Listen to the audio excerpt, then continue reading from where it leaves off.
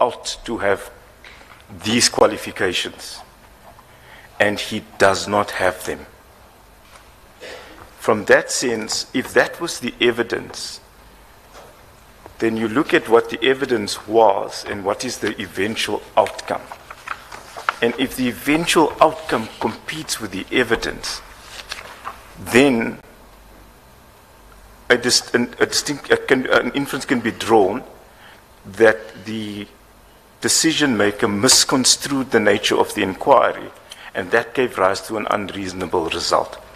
So in that regards, my conclusion was that the decision maker had misconstrued the nature of the inquiry when one considers the evidence that was presented and look at the outcome that was eventually arrived at.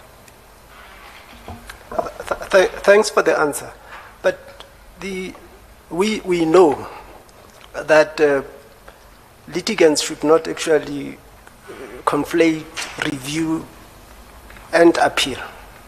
And as far as I can recall, labor courts deprecate litigants who appeal under the guise of or review and or appeal their awards under the guise of review. And when I read your judgment, I got an impression that the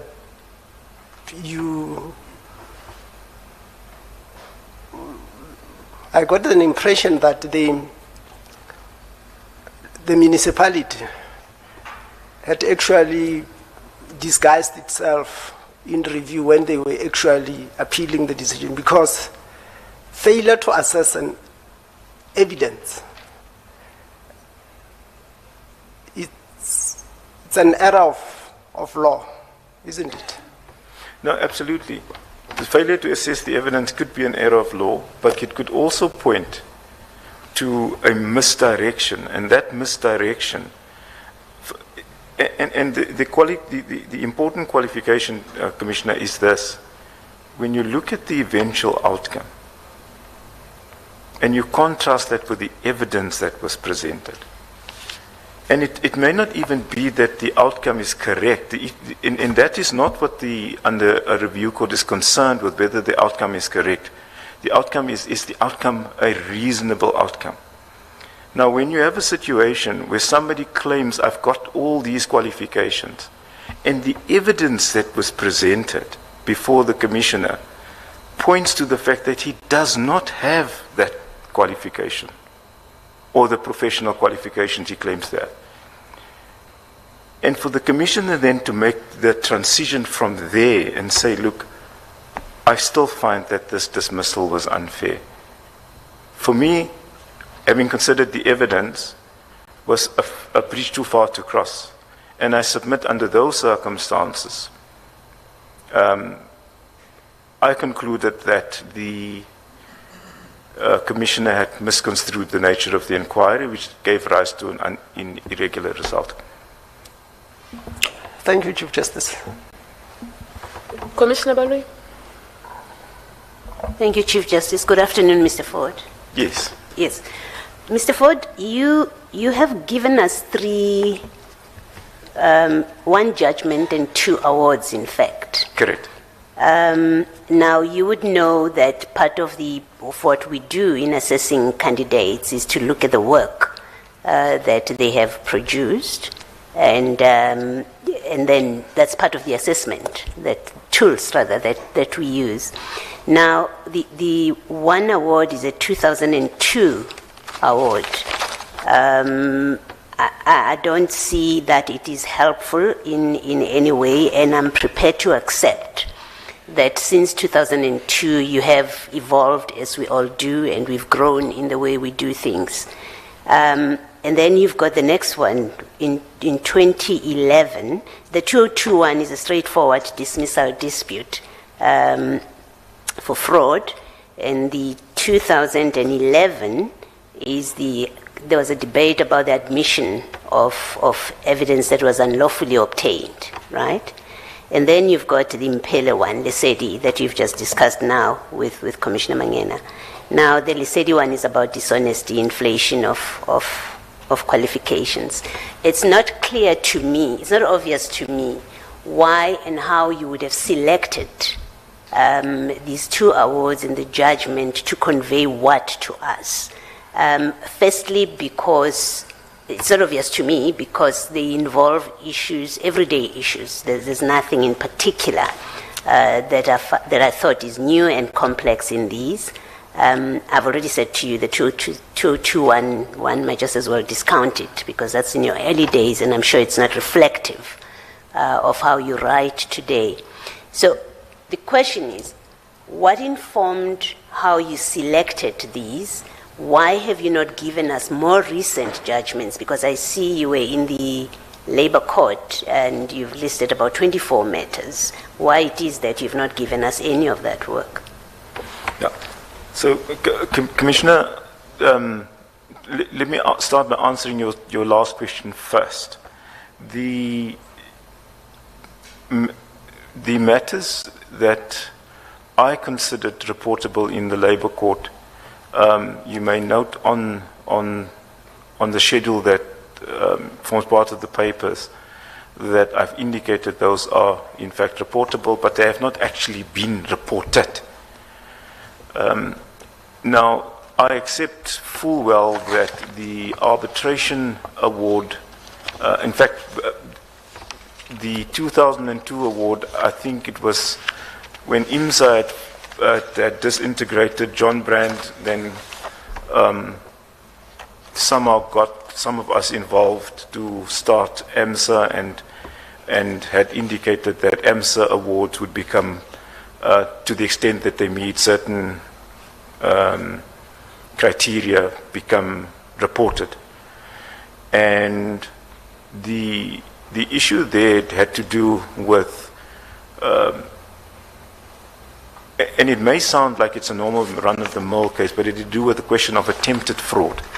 And when you read that award, I then go into depth to dealing with the concept of there can't really be a legal concept such as attempted fraud in circumstances where the person acted effectively alone.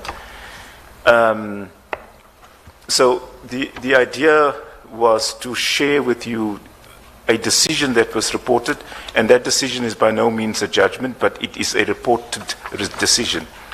Similarly, with the 2011 decision, and what I wanted to demonstrate there was that it had to do with the question of unconstitutionally obtained evidence and whether or not that somehow affects how that evidence ought to be treated within the context of Section 138.10 of the LRA.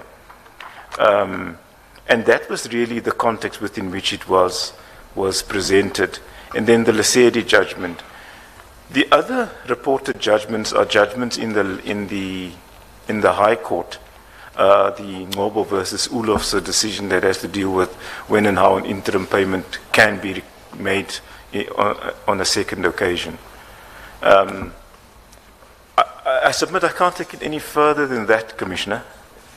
I guess what I'm raising with you is that on what you have provided us, it is very difficult, at least for me, to conduct a proper assessment of your written work. I mean, you speak of reported judgments, but in fact, in the Labour Court, you've indicated about 3-4 judgments as reported or reportable, written judgments, in fact. Yes.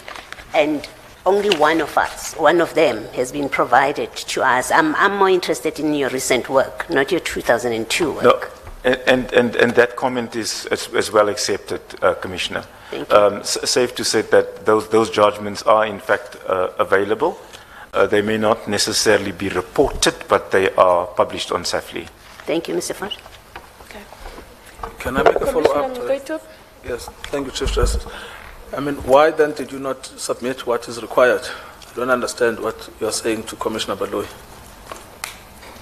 I mean, what are we going to do with an arbitration award when we are trying to appoint a judge? No, I accept that critique is fairly made.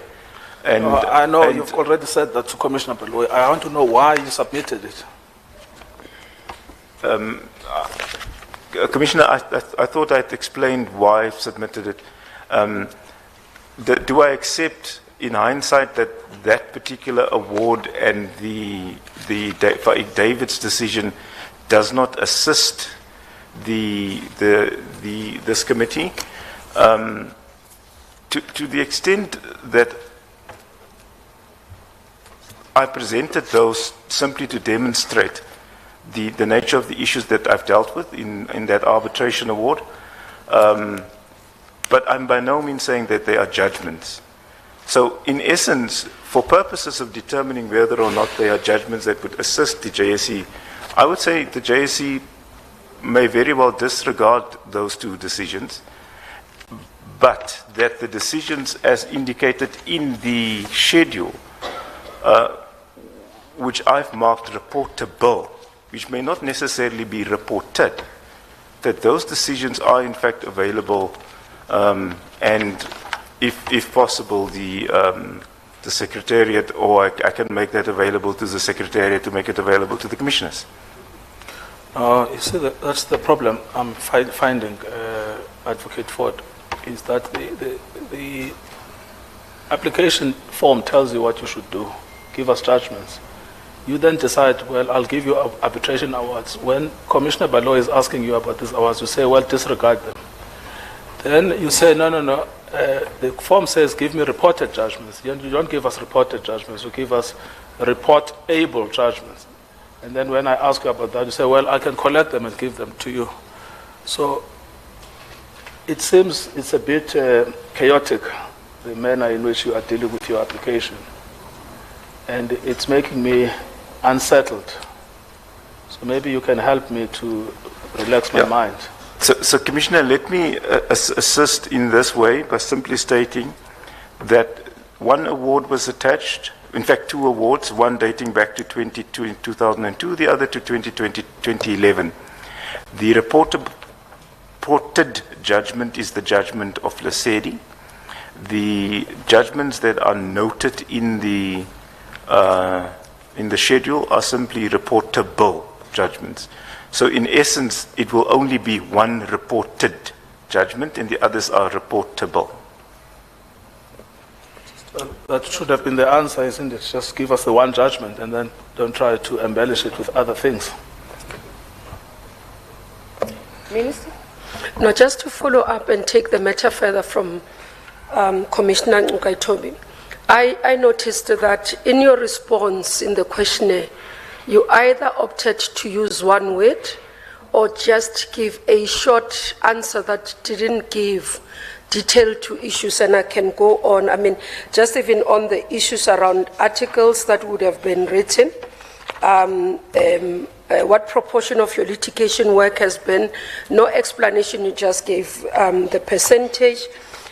Can you just explain in terms of how you handled this process of application? Because either Advocate Ford, you didn't have time, nor you didn't take this process serious enough to dedicate time to give us what is needed for us to be able to make a decision. And that's what it goes to, how you would have made a judgment of putting what is required by the questionnaire versus what you are now explaining in this commission. Commissioner, the explanation that I gave does not seem to undermine the proceedings or the fact, confirm or point to the fact that I did not have time. The questionnaire, as presented, is not embellished. It's simply responding to the questions. In hindsight, the only judgment that should have been reflected there would have been the Lesedi decision, because that is the reported judgment. The other two are the reported arbitration awards. When the questions are set out in the questionnaire insofar as whether any of the articles or articles that I've written, were they ever published, or I've answered those questions, whereas the answer might be straightforward, the answer is true.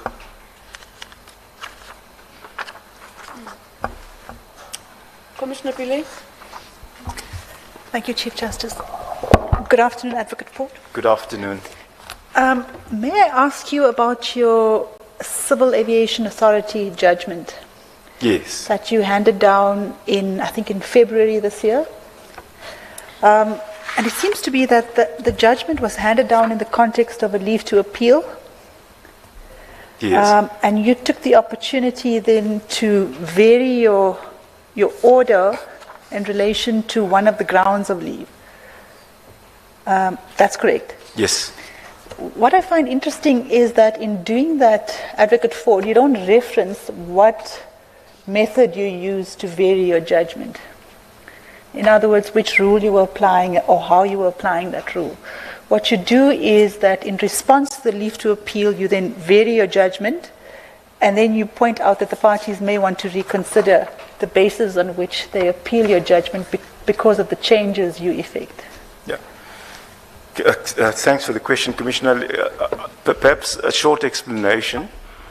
The Civil Aviation sought to review and set aside a decision, both in respect of substance and fairness.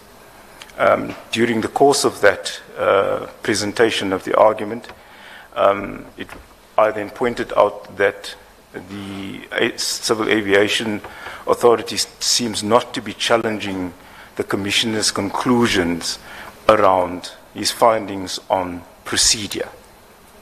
And it was then confirmed that, in fact, they do not challenge the Commissioner, apart from, I think there was one note somewhere in the statement to say that, but it was it was almost a nebulous reference. It wasn't a specific reviewable ground.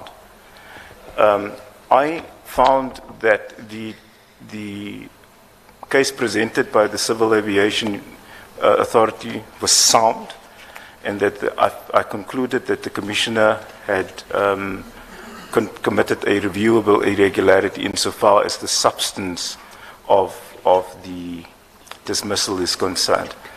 But that I found that since the Commissioner's decision insofar as procedure is not challenged, that what ought to follow is that part of the Commissioner's ruling will stand. What then follows was a calculation error in terms of 12 months vis-a-vis the amount set out in the arbitration award. So when the variation was then done, was simply to say that the order, insofar as the variation is simply to correct the calculation and limit it within the bounds of Section 194 to 12 months, because in the manner in which it was set out in the initial judgment, it would have been something like 13, 14, or possibly a longer period. So all that was done, I didn't see how an appeal court should be saddled with a calculation error. And that is the reason why. So the context for the variation is explained in that decision, and as matter stands, I'm not so sure whether I should speak on it, because that matter is the subject of an appeal before the LAC. The only question I had, Advocate Ford, was which rule you applied, because it's not clear from your judgment. Which rule did I apply to vary the judgment? That's correct. You handed down a judgment and then you subsequently varied it, but you don't reference any rule. Yeah, Commissioner, I don't have the judgment in front of me, but the variation would be done within the context in which the court allows for variation of rules and orders. I can't remember the specific rule now in terms of the new rules. No, sorry, Chief Justice. I'm not sure if Commissioner Pillay is finished, but I would really like to make a follow-up on this point. Thank you, Chief Justice Anta. Please do. No, you see, the problem, Advocate Ford, is that I've got this judgment here. It doesn't refer to any rule. What seems to have happened is very simple. I'm not sure why you are not directly confronting it. Yes. You made a mistake in the amount you mentioned in your judgment. Then leave to appeal comes. Then you realize that you've made a mistake.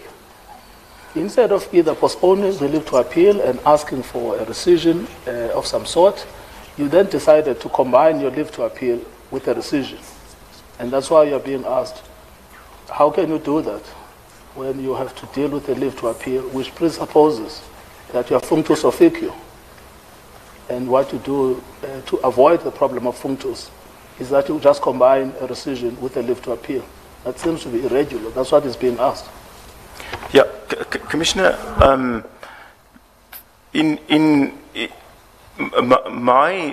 my view is simply that the application before me was an application for leave to appeal, but prior to that is the having received the application for leave to appeal is the simple realization that there is a calculation error. So if there is a calculation error, and insofar as, and you're quite right to say that there's no specific rule set out in the judgment, but if I am not mistaken, and I don't have all the documents in front of me, there would have been a basis on which I arrived at that decision, and that basis, I speak as far as my recollection can help me, that recollection was to the effect that in circumstances where a judge deals with an application for leave to appeal, he can deal with it in a manner that he sees that he sees fit in order to give effect to the matter being heard without causing any further unnecessary delays to the matter. Because had the process been like you outlined now, for me to indicate to the parties that there's an objective error, they need to bring an application for rescission, etc. Whilst this matter it's a very simple one, there's a calculation error. I'm varying the initial judgment to make allowance for the fact that there was a calculation error, and that error is now corrected. I'm afraid I can't take it any further than that, Commissioner, unless there's another question following from there. Well, I was going to follow it, but as soon as you say I have nothing further to say, I must shut up. No, Commissioner, I'm not saying I'm certainly not saying that. No, I'm not going to pursue it any further. I think you've told me that you've got nothing to add, so that's fine. Thank you. Yeah. Any more questions, colleagues? Commissioner Malema, then Commissioner Kane. Thank you, CJ. Advocate, is there a difference between an arbitration decision and a court judgment? If there is, take me through. What are their effect on those cases? An arbitration award is not an order of a high court or a superior court. Meaning, when a judgment is handed down, there is a requirement that the parties comply with the judgment. There is a requirement that a high court has the type of jurisdiction which the CCMA, and powers which the CCMA, or for this particular instance, the private arbitration institution, don't have. Now, you are being asked for reportable judgments, not reportable arbitration orders. The whole advocate who knows the difference between arbitration order and judgment, you go and write arbitration orders and want to come and create an impression that you have no idea or none whatsoever. You can't make such a mistake. You knew what you were doing when you were responding to our questionnaire, which is in the main misleading. The intention was to mislead this committee. If the attention was not, if we did not pay attention to detail. Commissioner Malema, I certainly hear what you're saying, but there's simply no need to mislead by providing information that's clearly observable on the face of it. So I've indicated why I added those two decisions. There was certainly no intention on my part to mislead anybody, and I doubt whether anybody was misled. I doubt it very much. Commissioner Kane? Thank you, CJ. Good afternoon, Mr. Ford. Good afternoon. There's been a weakness identified in your application, and we could capture it as saying that your application is thin. I'm giving you an opportunity to rescue one element of it, which relates to your contribution, which you say is in establishing the RSA bar in 2021. My question is, what did you do as a member of the bar prior to that to contribute to the bar? And given that the RSA bar is so new, and you're going to now leave it, notwithstanding that you say your biggest contribution to law really has been the establishment of the RSA bar, you intend to leave it in its fledgling days. How do you consider that to be a major contribution to the law? Commissioner, perhaps let me step back and say my contribution whilst being at the JSA, because that will sort of lead into why and how the RSA bar was established. I, for a number of years, worked at the JSA in the professional committee, and that was where I made a contribution as part of that committee. I don't see you mentioning that in your application at all. Am I wrong? No, that is not mentioned in the application, but I thought that's what you asked. But I can, if I may? Carry on. Yeah. What transpired was because, and perhaps I was cautious in sharing that information, was that just prior to COVID, or leading up to COVID, we had an AGM, and if you attended that AGM, you would recall I was speaking at that AGM, and in particular about the plight suffered by black practitioners at the JSA, and the difficulties that they have in having to hold chambers in circumstances where the landscape for them have changed. And then we then recommended a number of interventions in order to ameliorate the situation and to ensure that black practitioners in particular are not castigated or find themselves no longer part of the bar. The response to the proposals I make was very disapproving.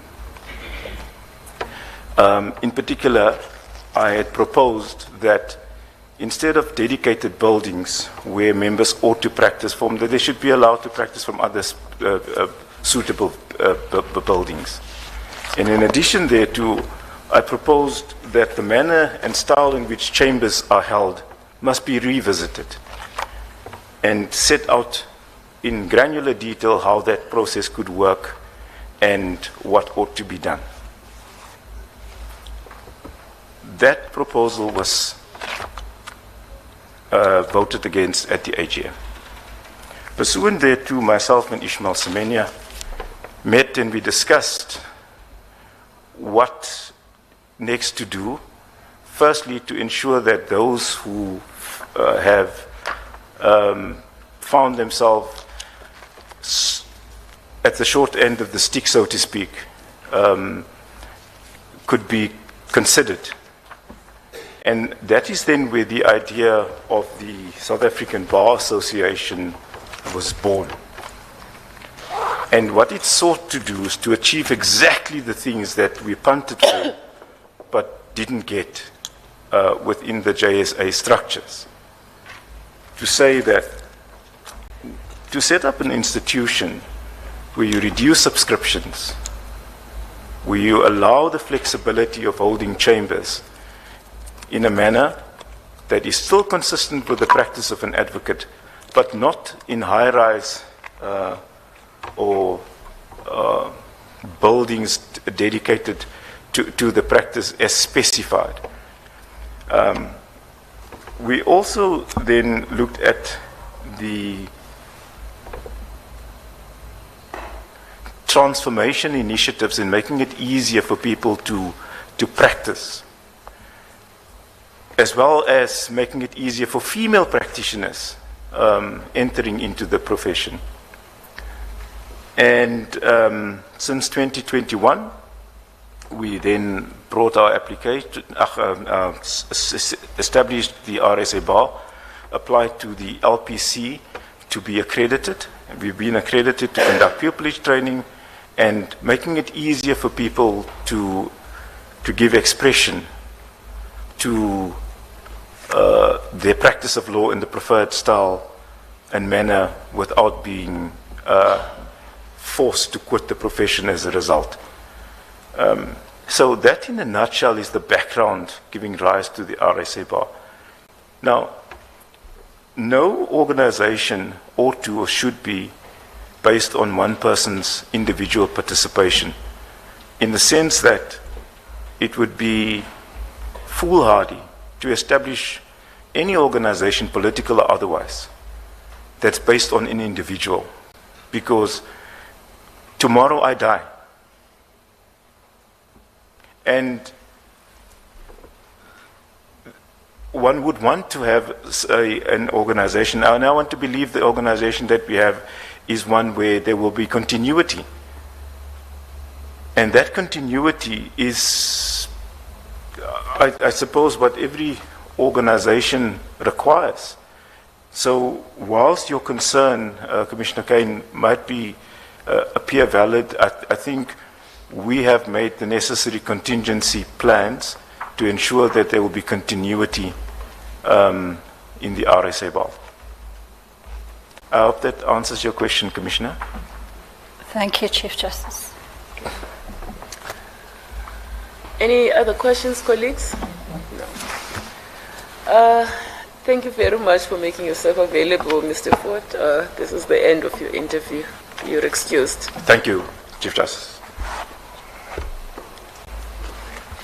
Colleagues, would this be the appropriate time to take lunch? I'm told that it is ready, and we also missed tea, so I imagine that people are hungry. The time is 1 sharp. Would it be unfair if I asked us to shorten it to 30 minutes? Is that not enough time? It is enough. Okay. Let's come back at 25 to 2. Giving you 5 minutes to walk to the venue. No. Both my laptop, my watch, and my trusted watch and my phone say it's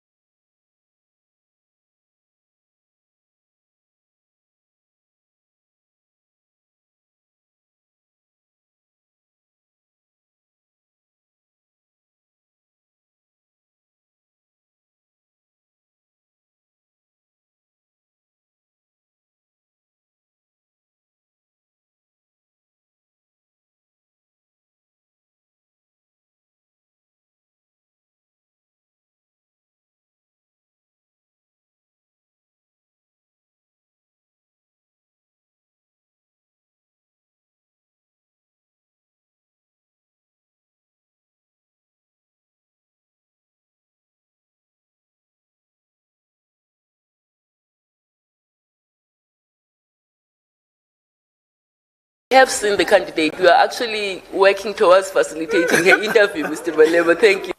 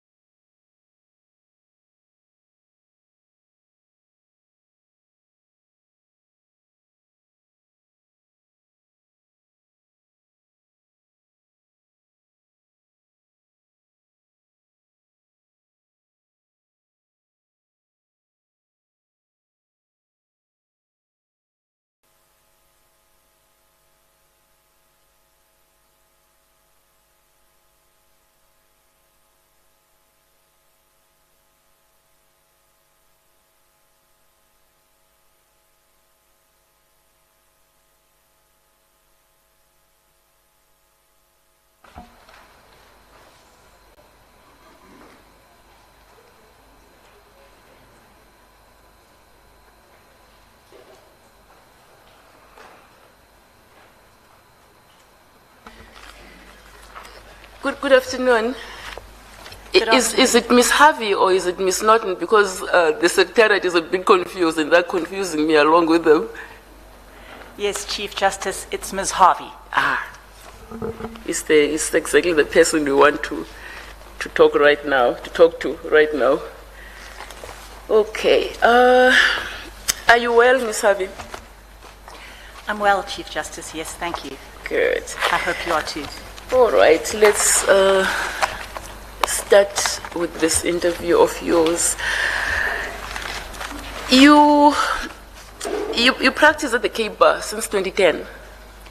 Yes. As an advocate? That's correct. Mm-hmm.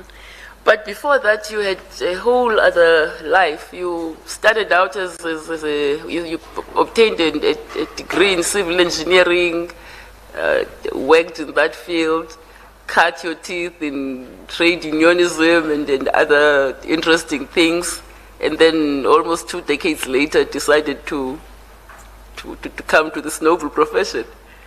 That's correct, Chief Justice. All right. So you hold this BSc Civil Engineering degree, which you obtained from VETS. That's right. And then when you decided to join the law, you studied for an LLB and later an LLM, which you acquired both with distinction. Well, all your academic qualifications were obtained cum laude. Well, I think the one cum laude, the other with distinction, yes. Oh, I see. Well, what's the difference? Okay. So what kind of work did you do with the trade unions? Because I see that there may be relevant experience to be gleaned from that time. Chief Justice, the first trade union that I worked for was SACAU, and in SACAU I worked for the legal unit in the WITS branch, and that was representing union members at the industrial court in Pretoria and in IMSA private arbitrations. And after SACAU, I was then recruited by NUMSA, National Union of Metal Workers, and then I worked as a local organizer in the WITS East branch of NUMSA, organizing workers at factory level. And I did that until the 1994 elections. All right. But that was even before you studied law, in the 80s, 90s? Yes, that was before I studied law. I only studied law in my 40s, Chief Justice. Yeah. And that was after I'd had a lot of quasi-judicial exposure through the CCMA and the bargaining councils after the 1995 LRA was enacted. All right. So what kind of practice have you been running as an advocate? As an advocate, it's been quite mixed. Most of my practice has been a labor law practice. Excuse me just one moment. There's chatter that's coming from this corner that I find most disruptive. Secretariat, would you please Yeah.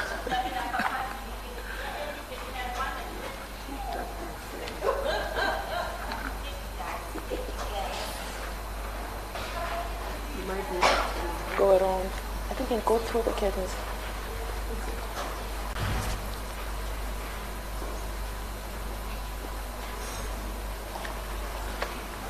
Right. Okay, where were we? I think you asked me which areas of law I practiced in at the Cape Bar, Chief Justice. It's been mainly employment law. That's been where I've received most of my briefs because it's the area that I'm best known in. And I've had the pleasure of doing some quite impactful cases in the Constitutional Court. But I've also been able to do other areas of law that's been really interesting, such as refugee law, other types of human rights law, equality court matters, and a little bit of contract and delict as well thrown into the mix. So I've had a really enjoyable and mixed practice at the Cape Bar. But the bulk of your work is in the area of labor law. It is, yes. You appear in all the courts, all the way from the High Court to the Constitutional Court. That's correct, Chief Justice. You've appeared in the Constitutional Court, as you say, 3 times? Yes. In which matters? So the first matter, I was a junior advocate in the matter of Florence versus the government, which was a matter about land restitution and the proper calculation of the monetary value of land that couldn't be restored to land claimants. And the second case was the assigned services case, which had to do with the interpretation of the amendment to the LRA to do with the rights of non-standard employees, in particular labour broker workers. And the third one was the Dunlop case, Chief Justice, which dealt with the concept of derivative misconduct. Did things go your way? They did, Chief Justice, yes, certainly in the 2 labour cases. The Florence case was not successful. Right. You win some, you lose some.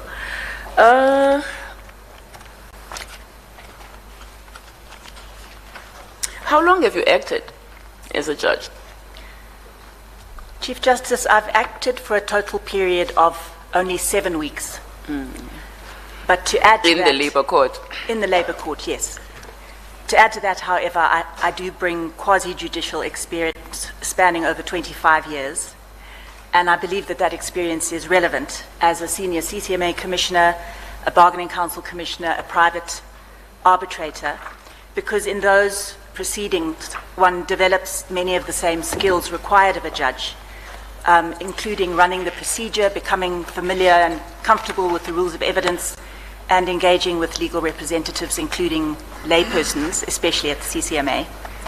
And during that time, I've issued hundreds of arbitration awards, in the process learning many of the core skills required of a judge, distilling the issues, identifying the applicable law, and writing a clearly reasoned outcome that above all shows the losing party that their case has been properly heard and appreciated. So when I stepped into my first acting stint as a Labour Court judge, I found myself well prepared for the role, and approximately 50 Labour Court cases were allocated to me over those 7 weeks. And I've handed down 26 written judgments, and I'm proud to say 5 fully reasoned ex tempore judgments, which I realized as counsel watching Labour Court judges is a useful skill for a Labour Court judge to have if she is to stay on top of her review workload. I think I came to the Labour Court feeling very at ease with the environment. I found it easy to settle in and to manage the procedure and to engage with counsel. And I suppose that was also helped by having practiced extensively in that court over the past 14 years as counsel. So I'm familiar with the protocols and the procedures. And I think as counsel also frequently drafting well-reasoned, clearly researched heads of argument also helps to develop the skills required for writing judgments. So the 7 weeks is not a very long time, Chief Justice, but I believe it has prepared me well, and that my track record shows that I can produce well-reasoned, properly researched judgments on time, and therefore I feel that I am ready. Well, you preempted my question, my next question, because I was going to put to you the views expressed by, I think, at least 2 professional bodies, SAULA and the BLA, who think you could benefit from more acting time in the labor court. But you've answered, and I think you've answered fully.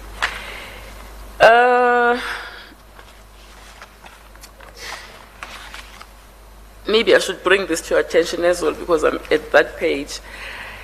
The BLA makes an observation that you have not demonstrated any role you may have played in the transformation agenda of the legal profession.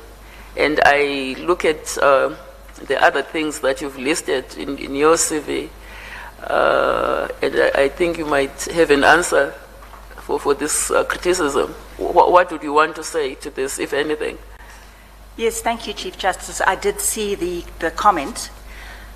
I have contributed to transformation in a few ways, both within the bar, which I think is the focus of interest of the question, and also more broadly through my work on access to justice.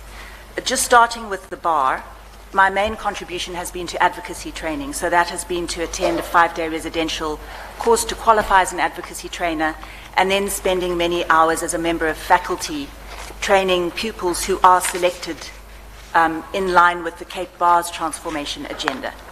And the training that is given to pupils includes intensive one-on-one coaching to help them to develop their oral advocacy skills, and also feedback on their written advocacy skills, such as pleadings and heads of argument.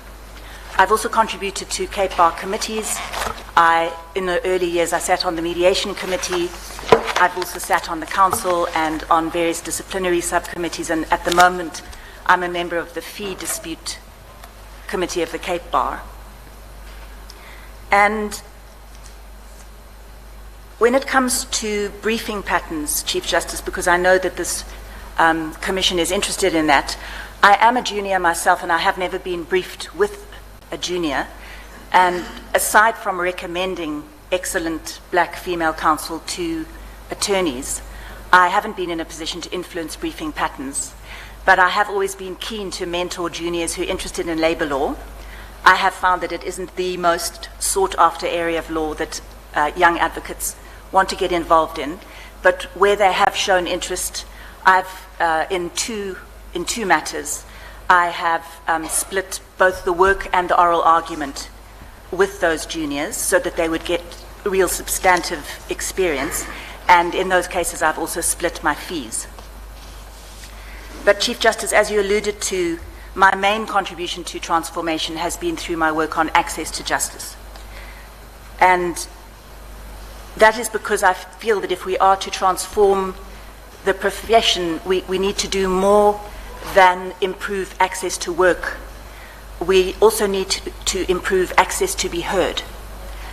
And that's because if there are groups who are routinely not heard by our courts or are excluded for one reason or another, then our courts will not be in a position to develop the common law in the way that the Constitution wants courts to do. So, since I've been at the Cape Bar, my main work in support of access to justice has been firstly in pro bono hours spent on impactful cases, such as the Uber case and the case amending Rule 25 of the CCMA rules to permit broader representation. And then allied to that, trying to build capacity in the main legal NGOs, LHR, LRC, and in community advice offices, so that legal representation is more broadly available to the community at large. And in that respect, that kind of segues into a special interest that I have in the issue of language, Chief Justice, because I believe that access to justice also means that a person needs to be properly and fully heard in court, but perhaps I should address that later. I think my answer has been pretty long as it is. All right. You don't have any reserved judgments, do you? I do not, Chief Justice. All right. But I would have liked to hear a little bit about your ability to speak African languages, but if you want to defer it, we're in your hands. It's really about the intersection between language and power. It's something that's interested me. When I left school, I lived in Botswana for a year in order to learn how to speak Setswana, and I experienced firsthand how deeply disempowering it was not to be able to express myself eloquently in the language that was being spoken around me. I felt that I was sort of lost in translation. I couldn't really show up as my full self because I couldn't express everything that I wanted to say. In fact, I felt almost childlike. And that made me very acutely aware from then on, and I was only 17 years old at the time, of how much language and power intersected in South Africa, and how language could be a barrier to accessing justice and to accessing institutions. It obviously helped me in the trade union movement, Chief Justice, but when I got to the CCMA, I quite frequently noticed that weak interpretation undermined a person's right to be heard. And of course, that links back to my first point, which is that if courts cannot hear fully and properly the full nature of all South Africans' experience and perspectives, then it's not just the litigants who are deprived of a fair hearing, but it's the courts themselves that are deprived of an opportunity to develop the common law in the image of everyone in our country. So I'm very passionate about language as an issue. I know there's various things that can and can't be done about it, but that is what I wanted to say about language, Chief Justice. Thank you. All right. Thank you. Judge President Mlahle. Thank you, Chief Justice. Good afternoon, Ms. Harvey. Afternoon, Judge President. How are you? I'm managing. I should be say Dumela. Dumela. O tsogile. Ke tsogile. Ke a leboga. I see your practice is about 85% labor, and you do other things which we'll talk to later on. But before we go in there, let's talk about the most important thing. If you are successful, I see you've applied for both Cape Town and Johannesburg. That's going to be easy for you to relocate because I see you are resident in the Cape. Yes, thank you, Judge President. I was born in Johannesburg. I grew up in Joburg. I spent more than half my life there. And I'm fully prepared to return to Johannesburg if that's where you, as Judge President, would like to deploy me. That is not going to be a problem for me. I feel very comfortable in Joburg, and in fact, it is my home. Okay. So, yes. It's quite important because I've seen over my period serving in the labor courthouse, this traveling and relocation can be frustrating for individuals because it's not only you, it's the family and everybody around you. Yes, Judge President. One of the reasons that I'm so prepared to relocate at this point is that both of my children are grown. They do live in Cape Town, but I'm really free to move as I please. Okay. And when I went back to university to study for my law degree in my mid-40s, it was precisely because I had the aspiration to attain the experience and the qualifications to become a judge. Okay. And so a judicial appointment is more important to me than the location. Okay. And you realize that you have actually traveled between Cape and Johannesburg. I think you did Cape Town and Durban. You've done the 3 courts. Yes, Judge President. And you have no problem with it? I have no problem with that, Judge President. In fact, I love traveling from court to court. The CCMA also used to send us around the country. Yes. And I find that the quality and the types of disputes are different in different areas. Yes. And it really adds to the variety of the work. And the traveling is likely to increase because with the limited number of judges we have, we may require you to go to Limpopo, we may require you to go to Mpumalanga, and next to that it's likely to be Northwest and the George area. I would really welcome that, Judge President. Okay. And talking about the George area being from the Cape, what is your view about the court being only in Cape Town city itself? And have you experienced people not being able to access the court simply because they have to travel long distances? I haven't experienced that personally, Judge President, but it's obvious that the fewer seats of the Labour Court that we have and the fewer seats of the CCMA and the bargaining councils, the more difficult it will be, especially for vulnerable persons to access. Okay. And have you looked at the manual for acting judges? I had the manual sent to me, but only after my last acting stint. Oh, Judge really? President. I'm sorry to hear that. But have you had a chance to look at it? I have, Judge President, and I understand that there's a concern about tea room attendance, if I may Yes. preempt your question. Yes. The main answer to that question, Judge President, is I went to the tea room once or twice during the week that I acted in Johannesburg, but on both occasions nobody else was there. And I think that's because there was a shortage of courts during that week. And on most days, I had to wait for another judge to finish in a court before I and my parties could then take over that court and deal with the cases. So I wasn't on a usual court schedule. I think I was probably starting at about 11 or 12 and just working straight through. When I saw the manual, I then realized that tea room attendance is valued in Johannesburg, and I would greatly value that. I do think that that sort of informal collegiality between the colleagues is important and necessary, and if I'm given the opportunity to act again, I will definitely Yes. go to the tea room. It's in fact not only Johannesburg, it's all the courts. Even though Cape Town you would have 2 judges, the same with Durban, and 1 judge in Gqeberha. And I have noticed when I visited some of these courts that judges where there are only 2, they don't attend tea. Whereas when I was in Gqeberha, 2 cases arose where we needed another judge to step in. And that's one of the values of attending tea. That for me, either as a JP or the senior judge would be able to say, yes, here you are, could you come to tea? I won't take point with you being in tea alone, but that week I was in Johannesburg and attended every single tea. And I saw you on the Friday as you were leaving. That's when I was walking to tea. But I'm not going to argue your point that you were in there alone. Sometimes judges come late and whatever, but it is important. I take the point, JP. Thank you. I see you appear also in a range of matters, and I think you've already made the point in answering to the Chief Justice question.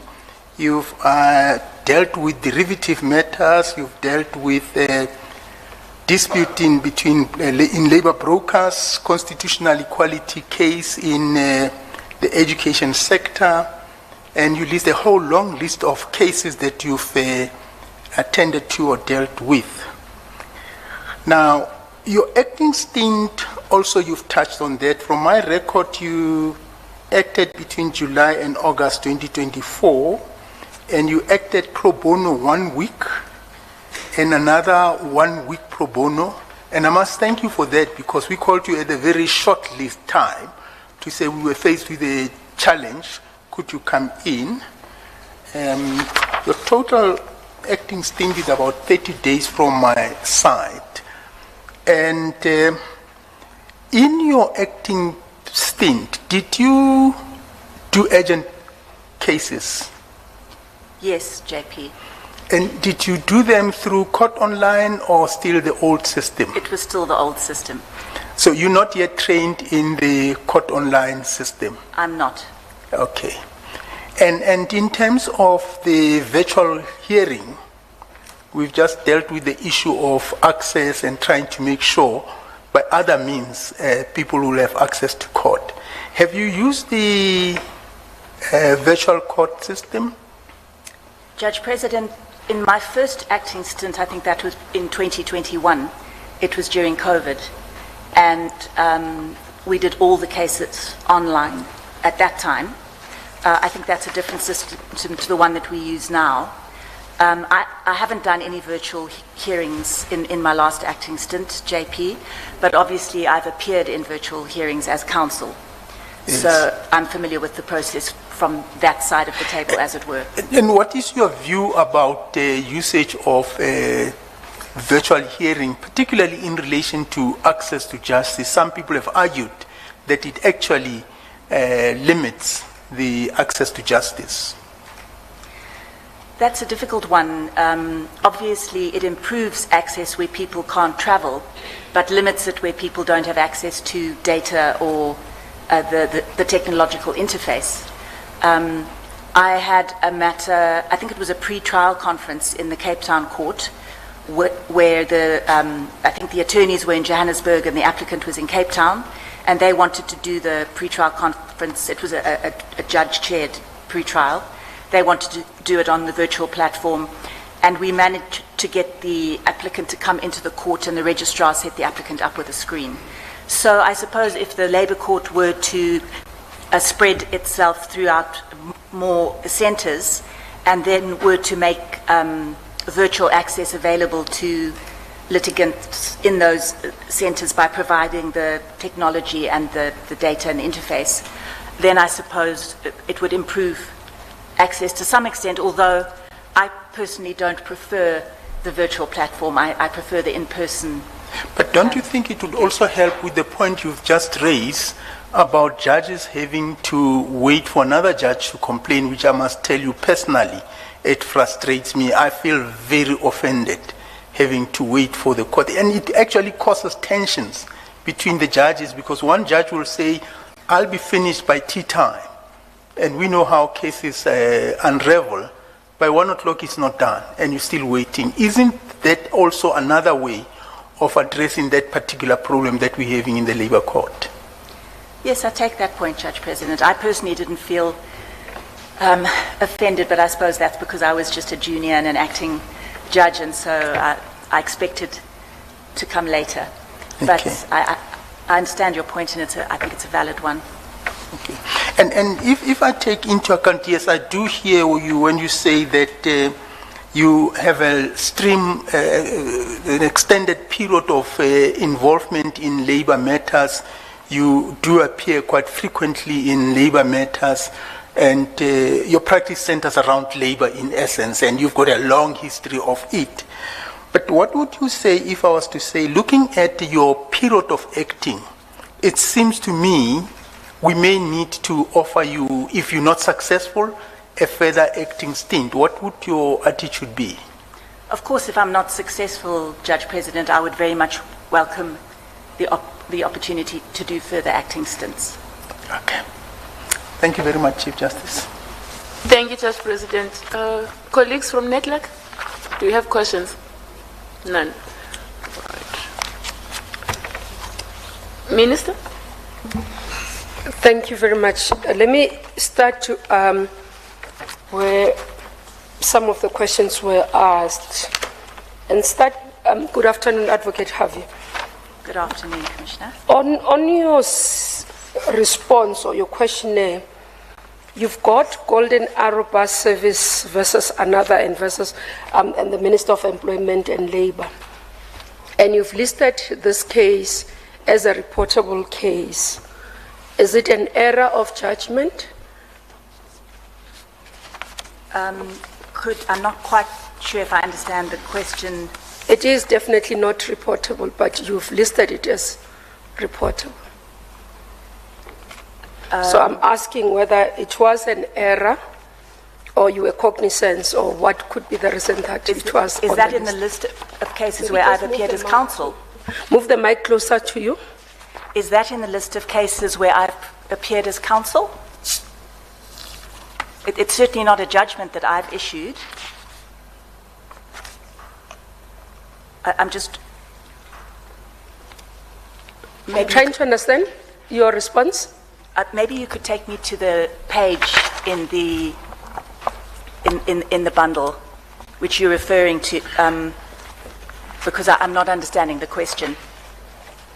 Okay, on page 20. Yes. If you look at them, because they are saying give us reported judgments that would have been part of, and you are saying SPE, an advocate. But I'm saying the first one that you have listed there, you've listed as reported, but it's not.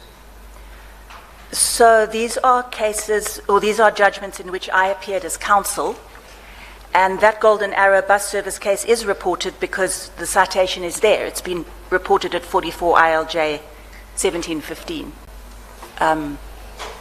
So these are cases that I have found in the law reports in which I've appeared as counsel, and it's definitely a reported case, Commissioner. Okay, because I've looked at it, I found it not to be. But let's move on.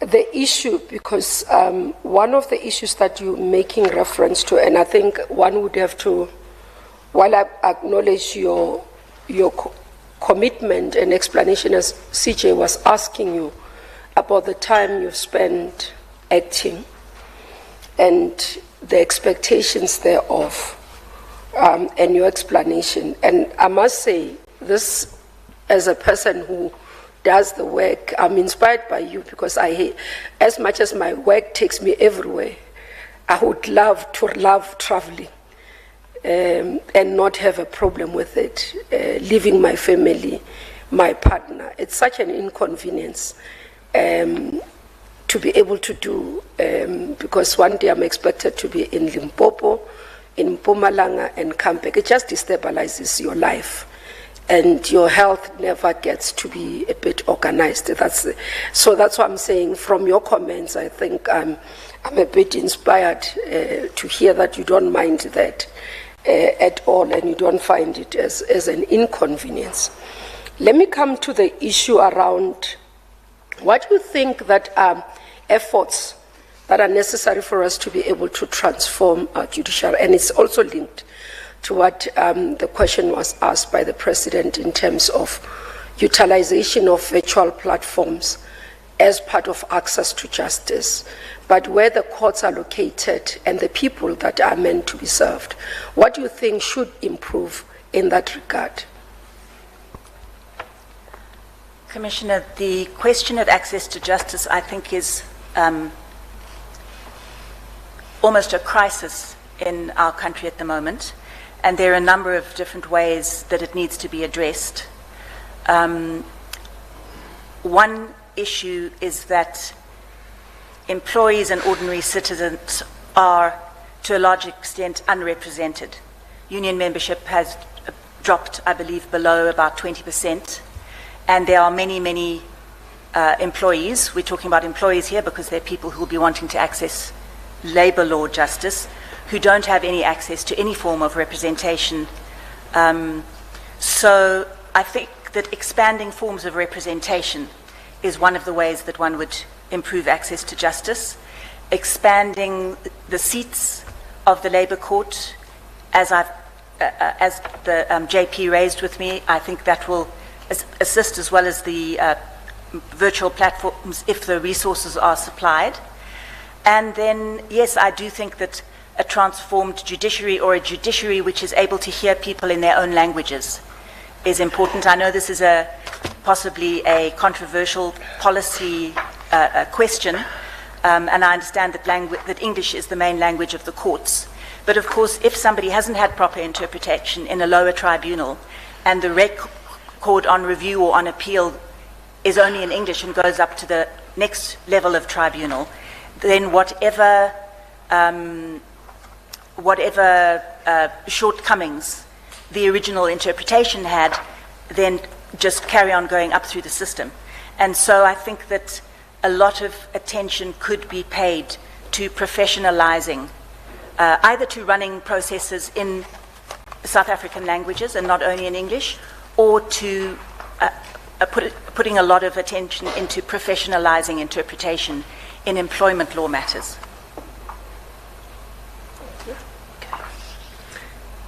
Professor Murumachai? Thank you very much, CJ. Good afternoon, Advocate Harvey. Good afternoon, Commissioner. I have two questions for you. One is more substantive, and the other one, it is just out of curiosity.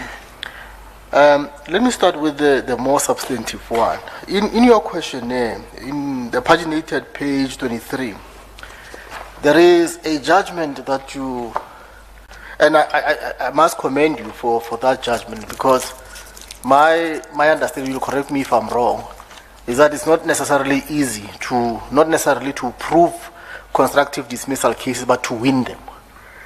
Because of this concept, they are not inherently unfair, which I've never understood. And this judgment was delivered in the height of COVID, in circumstances where, in this case, an employee was forced to take a salary cut of 25%. And generally around that time, you found that most employees, or some employees, were laid off somewhere. We said, look, can you please go home? We cannot do anything. You can come back after whatever time. So even though there were companies that were genuinely going through difficult challenges, there were those who were taking chances. And I think this is what you were kind of like dealing with here, because there was no evidence of a company not actually doing well. In fact, in the previous year, they did well. And that's why this actually was able to pass. The question that I have for you is, when one looks at the jurisprudence of constructive dismissal in South Africa, and the test that is provided for in Section 186, subsection 1E of the Labour Relations Act, can employees adequately rely on the remedy of constructive dismissal in South Africa, or is this just a toothless remedy that we have in this country?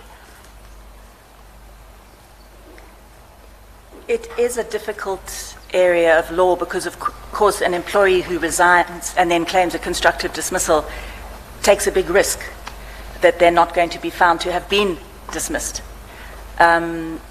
So I wouldn't call it a toothless remedy. It's certainly one of the more difficult remedies to access. And I think that's why I found this case so interesting, because for a long time I had also struggled with the concept of, if you were put in a position where you resigned because of intolerability, why wouldn't it necessarily follow that that was unfair? And I understood that perhaps you could be put in an intolerable position, but that the employer was as fair as it could be when it put you in that position. So it was always difficult for me, actually, when I was before I got to this judgment, to really draw out those two strands. And I think that when I really had to sit and analyze this situation, I realized that objective intolerability went to the employee's experience, and that unfairness went to the employer's response, so that an employer could respond fairly, in theory, to an employee's objectively intolerable circumstance, or an employer could respond unfairly to that circumstance. And I hope that judgment made it easier. It certainly made it easier for me to think it through subsequent to that. I hope that it would make it easier then to do the analysis, to look firstly at the experience of the employee, and then to look fairly at the response of the employer, and to separate the test out like that. Yeah. No, well, the facts allowed you to do that. Yes. My second question, or the second question that I have for you is, when the CJ was leading you on the question of transformation, I'm not going to take you to task with transformation. You said something that really made me kind of like be interested. When you said that there are times where you recommend excellent black females. I just want to ask you, because we often hear this word, something being put next to either black females or black men, when you are dealing with the issue of merit in South Africa. Like, for instance, you never hear excellent white female or excellent white male. Like, was it necessary to say excellent black female? I mean, what motivates that? I would like to think that people who think highly of my work would say that I'm an excellent white counsel. One wouldn't recommend somebody who's not excellent. I think that is why I used that descriptor. But I take your point that there is possibly an implied, an implication in that phrase that makes it sound as though most black female counsel are not excellent. I take your point. Thank you. Thank you, CJ. Commissioner Mangen. Thank you, Chief Justice. Good afternoon, Advocate Harvey. Good afternoon, Commissioner. Yes. I also want to canvass a point with you on this case of Wesco, where you dealt with constructive dismissal. But I want to talk to you about the remedy for constructive dismissal. The commissioner had actually awarded compensation of 6 months, having found that the dismissal did take place due to intolerable working conditions. Now, what I want to establish from you is, are there instances where, arising out of a constructive dismissal, reinstatement can be a competent remedy? Yes, thank you. It's an unusual remedy because usually the relationship is found to be intolerable by the employee. But I do think there are circumstances when a person could be reinstated. I think once or twice I've come across circumstances in my role as counsel where intolerability was, for instance, caused by bullying or harassing behavior by some superior, and that if that person either left or was moved into a different department, then the employee would be able to return to work. And it always depends on what the employee wants, what they ask for in the CCMA. If they ask to be reinstated, then reinstatement needs to be seriously considered. So no, I don't believe that reinstatement is completely out of the question. In a constructive dismissal, I don't think I've seen a case where a constructively dismissed person was reinstated. Now, if I can just follow up slightly on this aspect. In the context of this case, as I understand it, the issue was arising out of a salary card, really, which impacted on the wellness of the employee and leading to financial distress because the family was suffering because he was working reduced hours. And then he resigned as a result of that salary cut. Isn't it an instance where once the financial position of the company improves and COVID had passed, and that there was no need for then the company to experience financial difficulties, the employee can actually be able to go back into his or her position? Yes, on the facts, Commissioner, I'm sure that would have been possible, but that wasn't the claim. Thank you, CJ. All right. Commissioner Chairperson. Thank you, CJ. Good afternoon, Advocate. Good afternoon. My question is actually probed by the statement made by Professor Marumahai when he asked you the first question. Based on what he said, I just want to ask you, how would you balance the constitutional right for fair labor practice vis-a-vis the economic realities facing businesses, especially in this struggling economy? So I think that the question is about fairness. We're talking about fair labor practices. And when one considers fairness, one's looking at the conduct of an employer and whether it respects the dignity and the personhood of the employee. We don't live in a fair or an equal society, and so the right to fair labor practices doesn't fix all of that. So one looks at the tests for fairness, and one weighs up the conduct of the employer and evaluates whether it's been fair or not. And as was said in Sidumo, when it comes to a CCMA commissioner, that depends on, it's a value judgment, and that depends on the sense of fairness of the commissioner, or in other cases of the judge. I'm not sure if that answers your questions, Commissioner. President Moleme.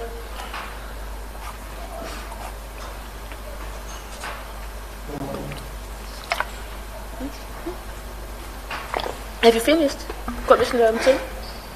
I'm so sorry. Thank you, CJ. But then the statement that he made, it has got nothing to the right or wrongdoing of the employee. But in the main, it's a situation that might have been created by the economies of scale at the time. So here's the person who's earning so much, and willy-nilly or for whatever reason, his salary has been reduced by 25%. And in my assumption, I would assume due to economy or the financial collapse of that particular company. Now, where do you draw the balance between the two? Yes, absolutely. That does go to the facts of this matter. Absolutely, if the company had been able to show, and if the company had claimed that it was in genuine financial distress, then it may well have been that the conduct of the company, although intolerable to the employee, was nevertheless fair. And that is the inquiry that I undertook in the second phase of my reasoning. And on the facts, the employee had approached the company, had said that she couldn't afford to take the cut, and had given the company an opportunity to explain its finances to her. And the employee had also, if I could recall correctly, and it is in the judgment, the employee had brought to the company's attention its good financial performance in the previous year, which this employee happened to know about given her position. And I took all of those aspects into consideration, Commissioner. And I think the implication of that certainly is that if the company had been in genuine financial distress, then the interests of fairness would have supported a finding that although it was intolerable to the employee, it was nevertheless a fair, constructive dismissal. No, thank you very much, Suchi. President Mulemel. Thank you, CJ. Good afternoon, Advocate Harvey. Good afternoon. I'm over here. Could you wave? Thank you. Thank you. Yes, you referred to the well-known case of judgment of Sidumo, and I think other candidates have done the same. One thing remarkable about that case is that I think if it doesn't hold the record, it's one of those. But I mean, it was in the courts for more than 20 years, between the date of dismissal and the date of finalization by the Constitutional Court. Now, Sidumo happened long before the era of CONAP. And one of the reasons why CONAP was introduced was try to expedite the process. Now, the previous candidate indicated that there's one matter that he was involved in where the employee in question was dismissed in 2019 and the matter has still not been finalized. Two questions that I'm posing to you is, what is your experience in as far as the finalization of matters is concerned? Do we have lots of those where by the time you hear the review, the employee was dismissed more than 5 years ago, for example? And would you say that CONAP has been beneficial, has served the purpose it was intended to? Thank you. Thank you, President. Yes, I have seen a lot of cases where, despite all efforts to the contrary and all pronouncements to the contrary in the LRA and every other piece of employment legislation, labour disputes are not timeously and expeditiously resolved.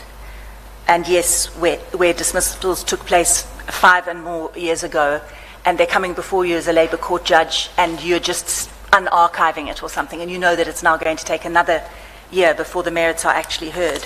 So I do think there's a crisis with delays, and that the system is not working the way that we hoped it would work when the Act was passed in 1995.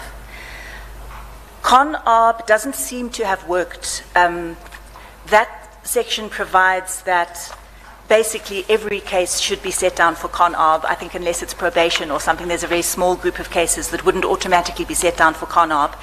But I find that employers routinely object to Con-Arb, and all that has to happen is that a letter has to be sent in, and automatically the two processes are separated. And in the early years, in the early 2000s, that didn't really matter that much because arbitrations were being routinely finalized within 60 days. And I think the wait for a Labour Court review was under a year. But now, I believe because of capacity issues in the CCMA and the restricted allocation of work to commissioners, the time taken from between conciliation and arbitration is now very much longer. And the time for review in the Labour Courts has also become much longer. And add to that the increasing legalism of the review process. I think all of those things have contributed to delays, such that such that there really isn't a meaningful expedition in resolving labour disputes, as I believe was intended. That being the case, what would be your proposed solution? I mean, there's no right or wrong answer, but in your opinion, what would be the right direction for us to go into? Yes, a number of things would have to be present. Firstly, there would have to be fewer disputes, and that would be achieved by having a stronger labour movement. Where you have a strong labour movement, disputes are more often resolved at workplace level, and you don't find many hundreds of individual employees each inching their way through the statutory procedures. So a strong labour movement, a stronger CCMA with good interpretation, and people who, like I believe the cohort of 1995-1996 commissioners we were all people who were pulled from a very fractious labour environment at that time. And we were all very clear about how important resolving labour disputes was. And there was a big emphasis, not just on sort of technical conciliation, where you say, would you like to settle? No, you wouldn't like to settle. Here's your certificate. That is what we had experienced under what was then the Department of Manpower conciliation boards. They would just almost certificate your case to go forward.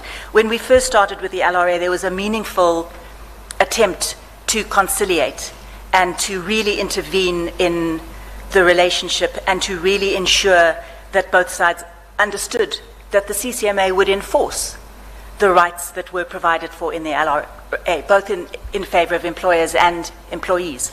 So, a strong union movement, better quality of conciliation, and then I suppose resources.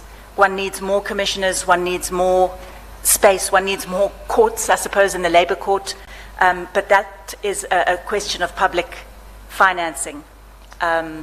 So, many of these things are beyond one's control. But I think all of those would help. Thank you very much, Advocate Harvey. Thanks, CJ.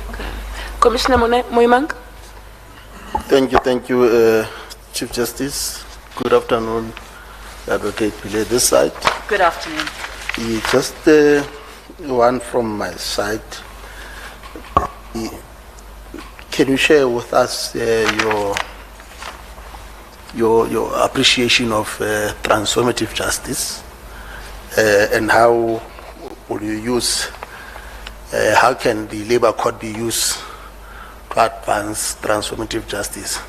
I'm raising this point because one of the comments made by GCB I appreciate the fact that you have devoted your career to utilizing law, particularly labor law, as a means to achieving social justice. If you could also just share on that point. Thank you, Chief Justice. So thank you, Commissioner. If I've understood the question, transformative justice goes beyond just adjudicating who's right and who's wrong. It goes to restoring relations between people and affirming people's dignity and sense of agency in their own lives. And a justice system that is working properly will achieve that. I'm not sure if that answers your question fully enough, but if I've understood it correctly, that would be my answer. Yes, look, I think your background, I suspect you will appreciate that law, like many disciplines, is part and parcel of the superstructure and is informed by the base.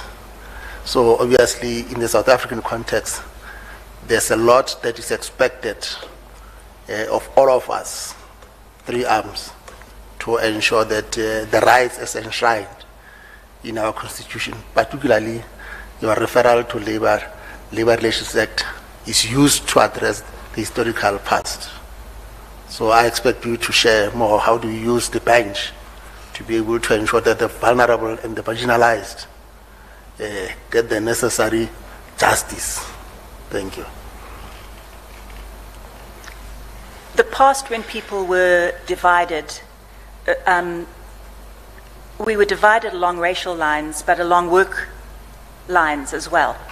And so working class people were in the main black, not English speaking, and without access to power. And the Constitution aims to redress that, but we still sit here many years later with a lot of inequality in our country. And I'm not sure what to say to that. Law can transform society, but only to a certain extent. And legal rules, yes, they can only be used to a certain extent in transforming society. Thank you, Advocate. Thank you, Chief Justice. Chief Justice, could I just follow up on this question? Yes, Commissioner. Thank you, Chief Justice. I suppose, Advocate Hafi, this point about law at the crossroad of transformation, as posed to you, goes back to your history. I think that's what the Commissioner is saying, that you've been at the forefront of using law as an instrument of justice in your work, for instance, for employees, so-called employees of labor brokers, in your work on behalf of farm workers, or both of those being extremely vulnerable groups that are super exploited. Even though your answer is an exasperated one about the limits of the law, but there is also a potential of the law, and it can be exemplified in what struggles have been engaged inside the courtroom and what have been the successes of those struggles. I mean, I think if we all shrugged our shoulders, then we must close this commission. But the reason we are here is because we think that there is scope for using the law to transform society. The question is, how will that happen? How have you done it in the past? Because the Commissioner is asking about your background. And what are you planning to do about it now that you're going to be a judge?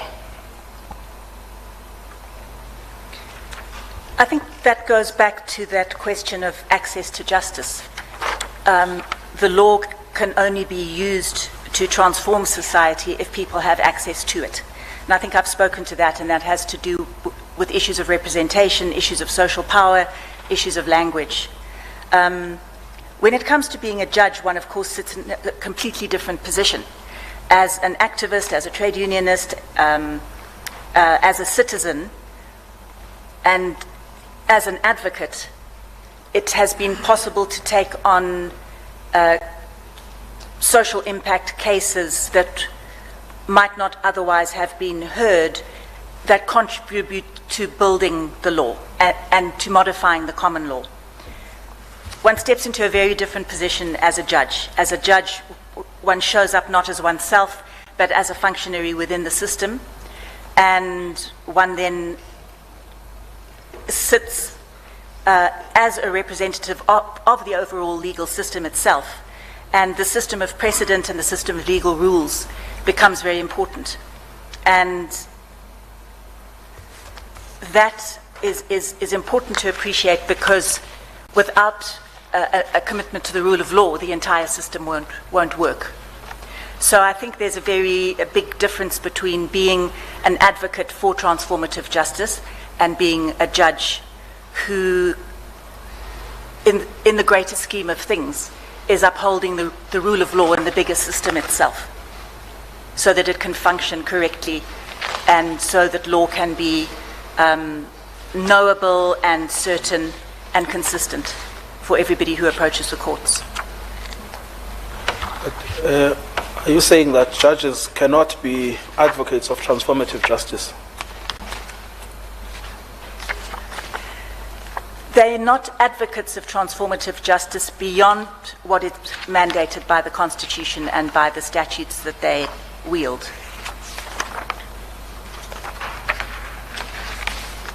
Thank you, Chief Justice. Thank you, Chief Justice. Good afternoon, Advocate Harvey. Good afternoon. I'm finding your answer particularly difficult in the context where the court you're applying for is the Labour Court, which is really the epicenter of transformative justice. And perhaps you'd want to just explain that again. I am having difficulty with this question, Commissioner. Chief Justice, could I maybe also assist Commissioner Hassan? Sorry, I know it's difficult to find everybody. Yes. Maybe just to build on Commissioner Pilay's question. What we're trying to understand is whether you believe that the courtroom is a terrain or a space of struggle, or a space to actively, as an activist, fight for, whether it's restorative justice, you want to use those semantics, or whether we want to talk about systemic change, etc. So we're trying to understand whether you believe, maybe in some ways on an ideological level, whether the court is a terrain in which you can advocate that kind of activism that we know you fought for access for justice for, we know you're a trade unionist, etc., etc. So we just want to understand how that experience can imprint in your work potentially as a judge. Thank you. Quickest, CJ? CJ? Just the quickest addition. Are you a transformative agent? Am I a transformative agent? Are you an agent of transformation, put differently? Yes, I would like to believe that I am, especially as an advocate who has taken cases that I believe are important and have had social impact, and I have framed legal arguments and come up with legal innovations that I believe have had the potential to transform in certain instances. I certainly don't believe that law is everything. I think transformation in society goes far beyond the law, but to the extent that it can be used to transform, I think that the Constitution and the LRA give us a very rich framework to do it in. But as I've been trying to point out, when one is a judge, one is no longer an advocate, one isn't bringing one's own cases to court, and one is constrained by the legal rules and by the rules of precedent. So I do see the two roles as distinct and different.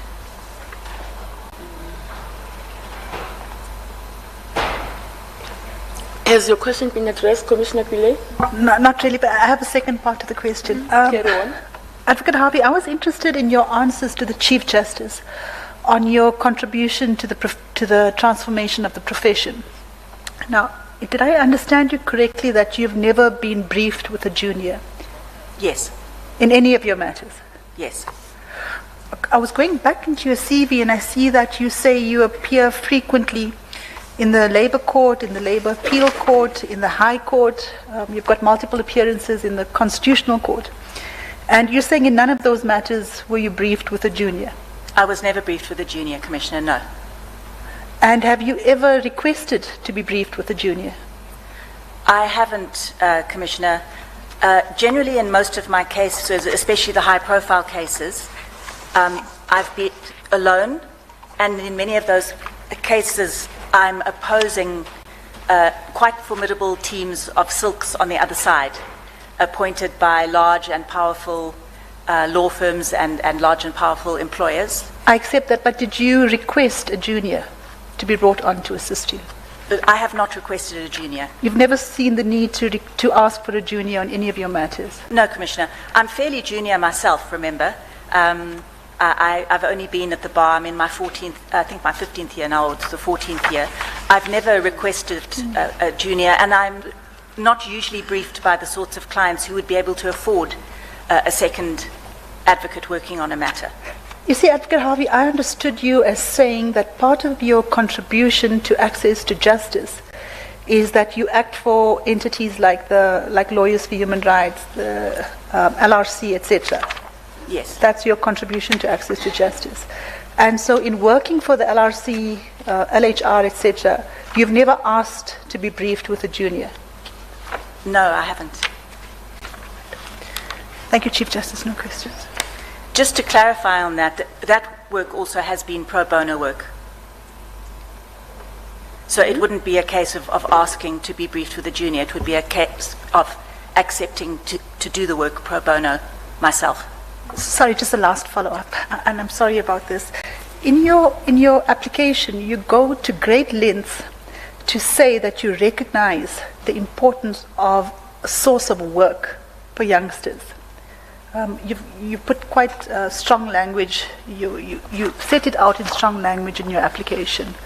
The importance of having access to work for people's dignity, etc. And so I must put you, I have a fundamental difficulty with understanding how, once you place emphasis on that in your application, you also place emphasis on the fact that you appear regularly in our highest courts, but you've never been briefed with a junior and you've never asked for a junior. The two, for me, are completely irreconcilable. If I could just separate them out for you, Commissioner. When I mention work in that context, I remember the section that you're referring to. What I'm saying is that labour law, it's part of why I find labour law compelling and interesting. Some people think that it's just a very narrow area of law and that it's not particularly fun or interesting. But I find it a very important area of law because it intersects with a person's dignity in the sense that one's identity is tied up in the work that one does. And so when one is in trouble with one's employer or with one's job, that affects one's identity, one's role as a breadwinner, one's role as a family person or a parent.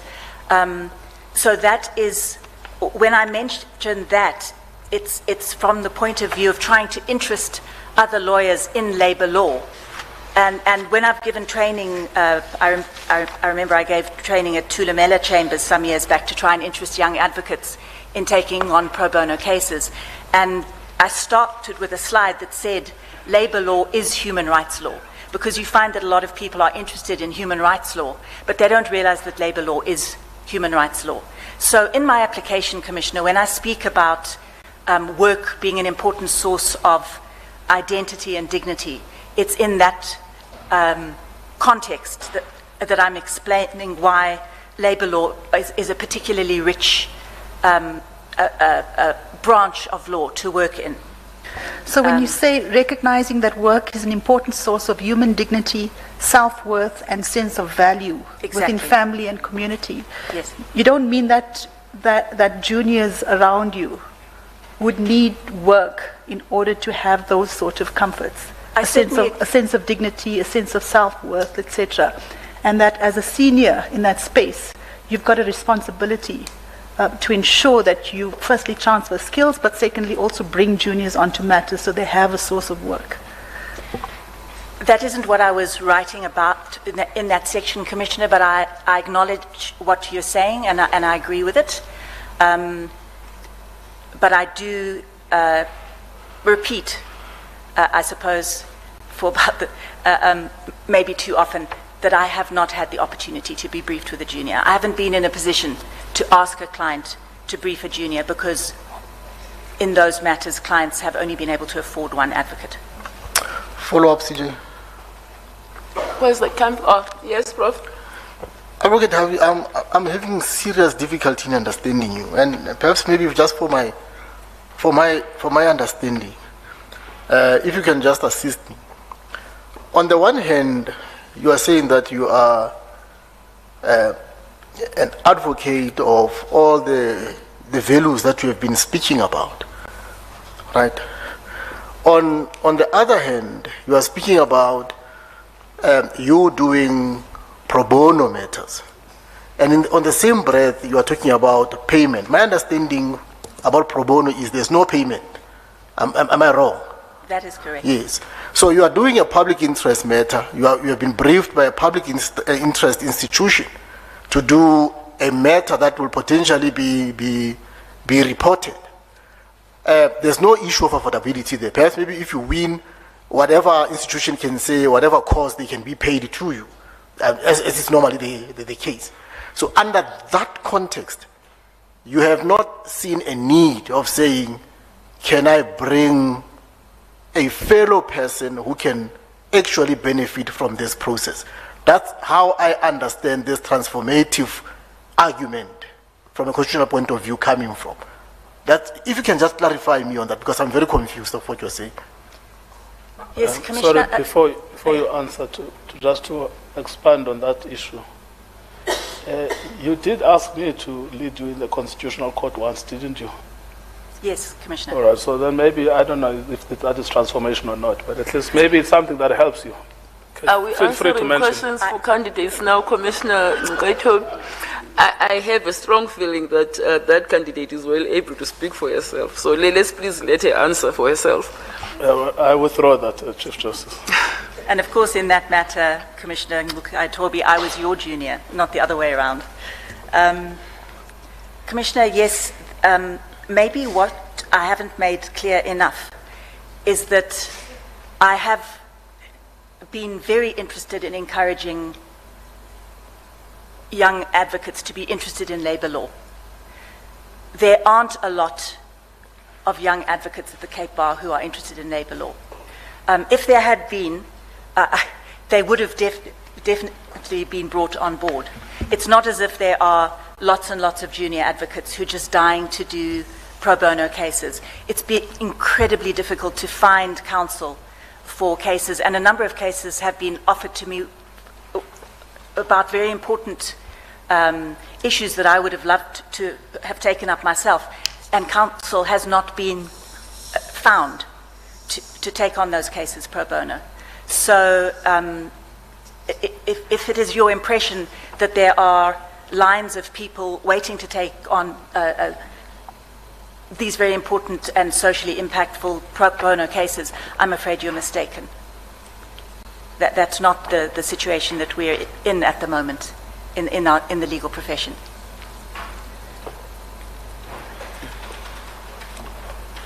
Commissioner Nkonyan?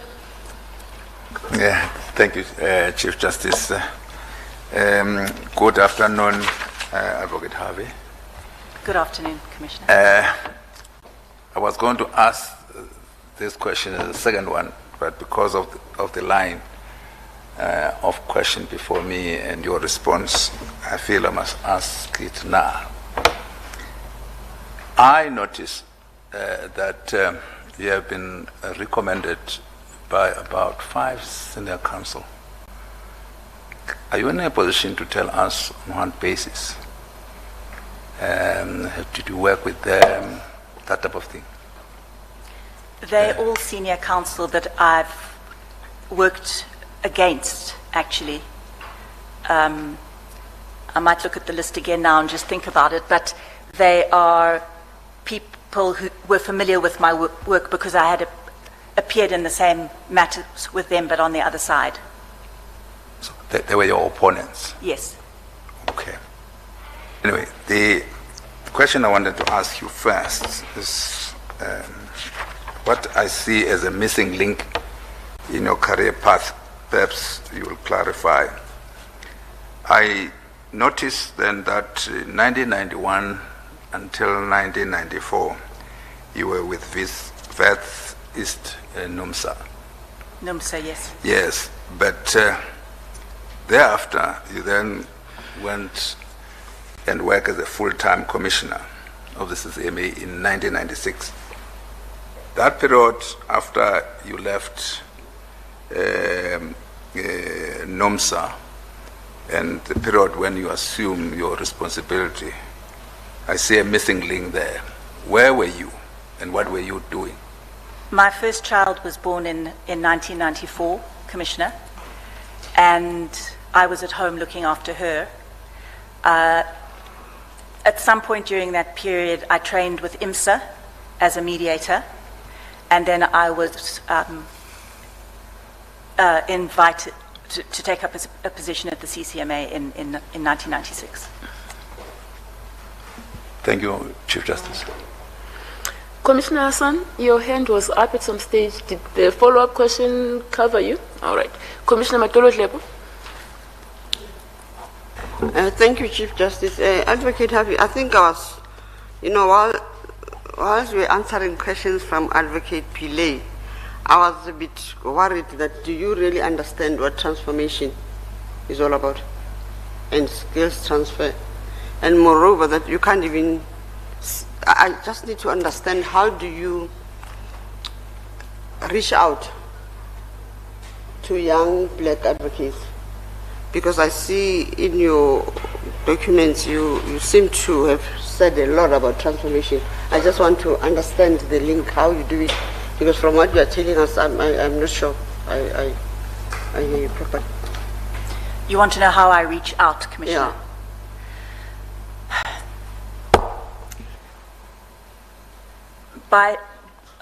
By engaging with advocates at the bar. There's a very small group of advocates at the Cape Bar who do labour work.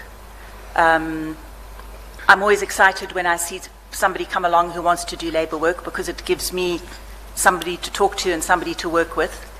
So that's how I reach out, is by having relations with those council, by dropping into their chambers, asking them questions. They come into mine and ask me for help with their cases.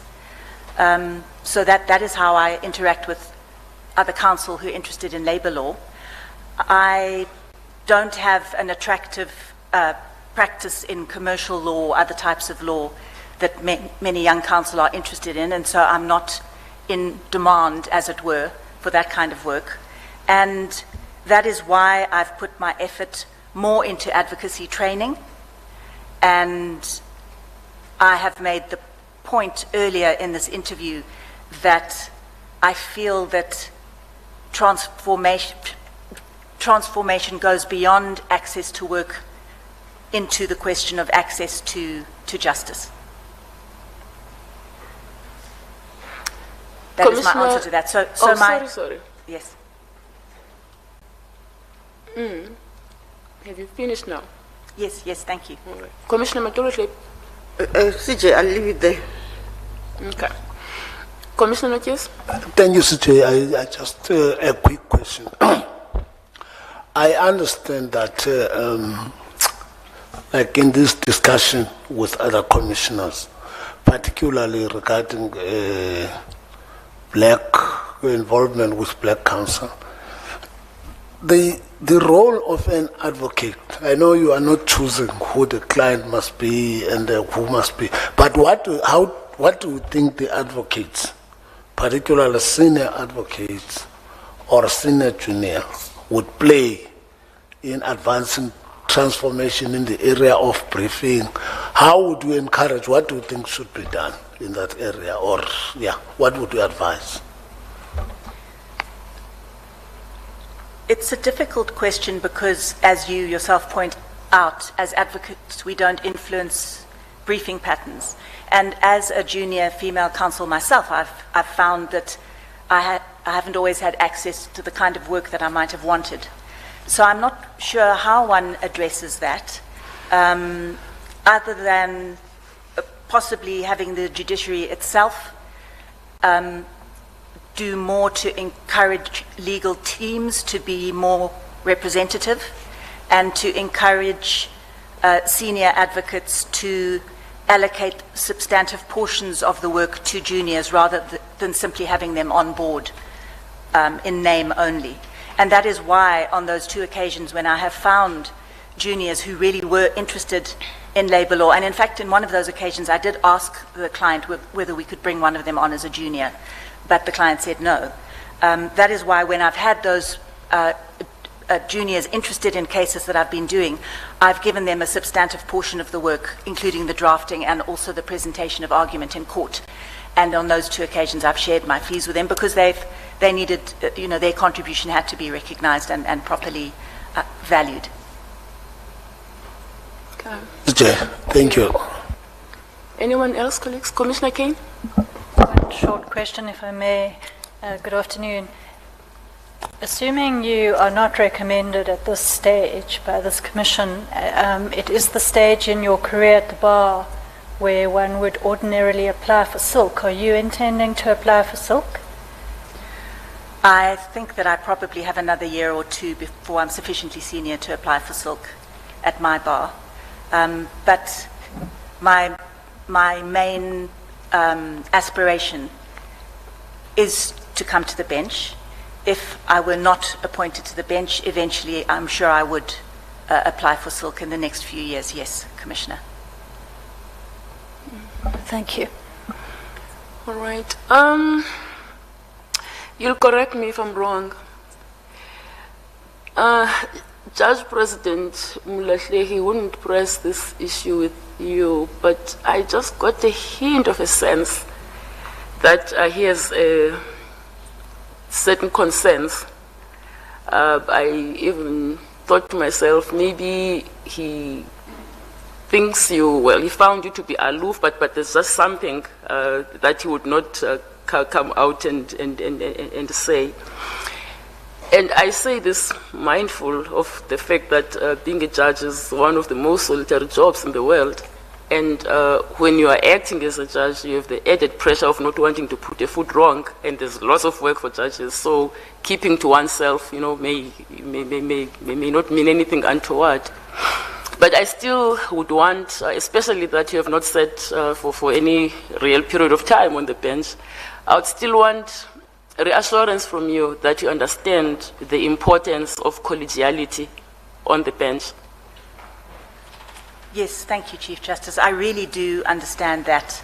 I work best in groups. I don't particularly, one of the things I don't like about being an advocate is being all on my own. In Durban and Cape Town, it's very easy because there's only one other judge, and one goes to that judge's chambers in the morning, and it was Judge Lagrange usually in Cape Town, and it was Judge Witcher in Durban, and I had very good relations with both of them. Johannesburg was a completely different situation, and Chief Justice, yes, I felt that I was new, I was very junior, I didn't feel that I had the right to impose on anybody, so I just worked very hard in my bubble and tried to stay out of everybody's way. It was in no way intended, and I'm sorry that I seem to have come across as aloof. I'm absolutely not aloof. I'm very sociable and quite gregarious. And I absolutely understand the importance of that, and I value it enormously. As I say, it's much easier to work in a collegial environment where you can go to your colleagues and say, I've just had this difficult case, what would you do, or what do you think I should do in this instance? So I am somebody who prefers to work like that than alone. And I think that's one of the things that would be very enjoyable for me if I were to be appointed to the Johannesburg court, is that it is a big court with a lot of judges and a lot of scope for that sort of interaction. And I would enjoy that and benefit enormously from it. All right. Last one. You and I are the same age, 61. Ooh, just gives me horrors just to say it.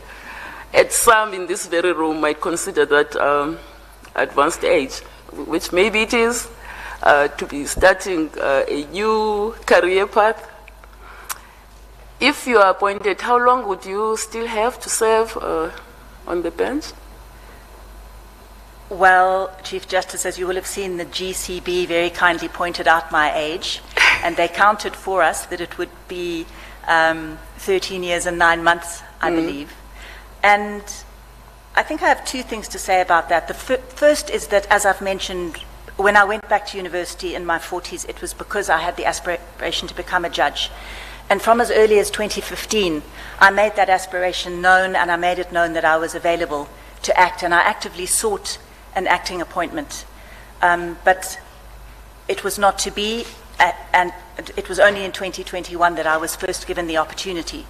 I would have loved to have done a lot more acting, and I would have loved to have come before this commission before today, but I was advised that until I had had a proper acting stint, I should not be thinking of applying for a judicial appointment.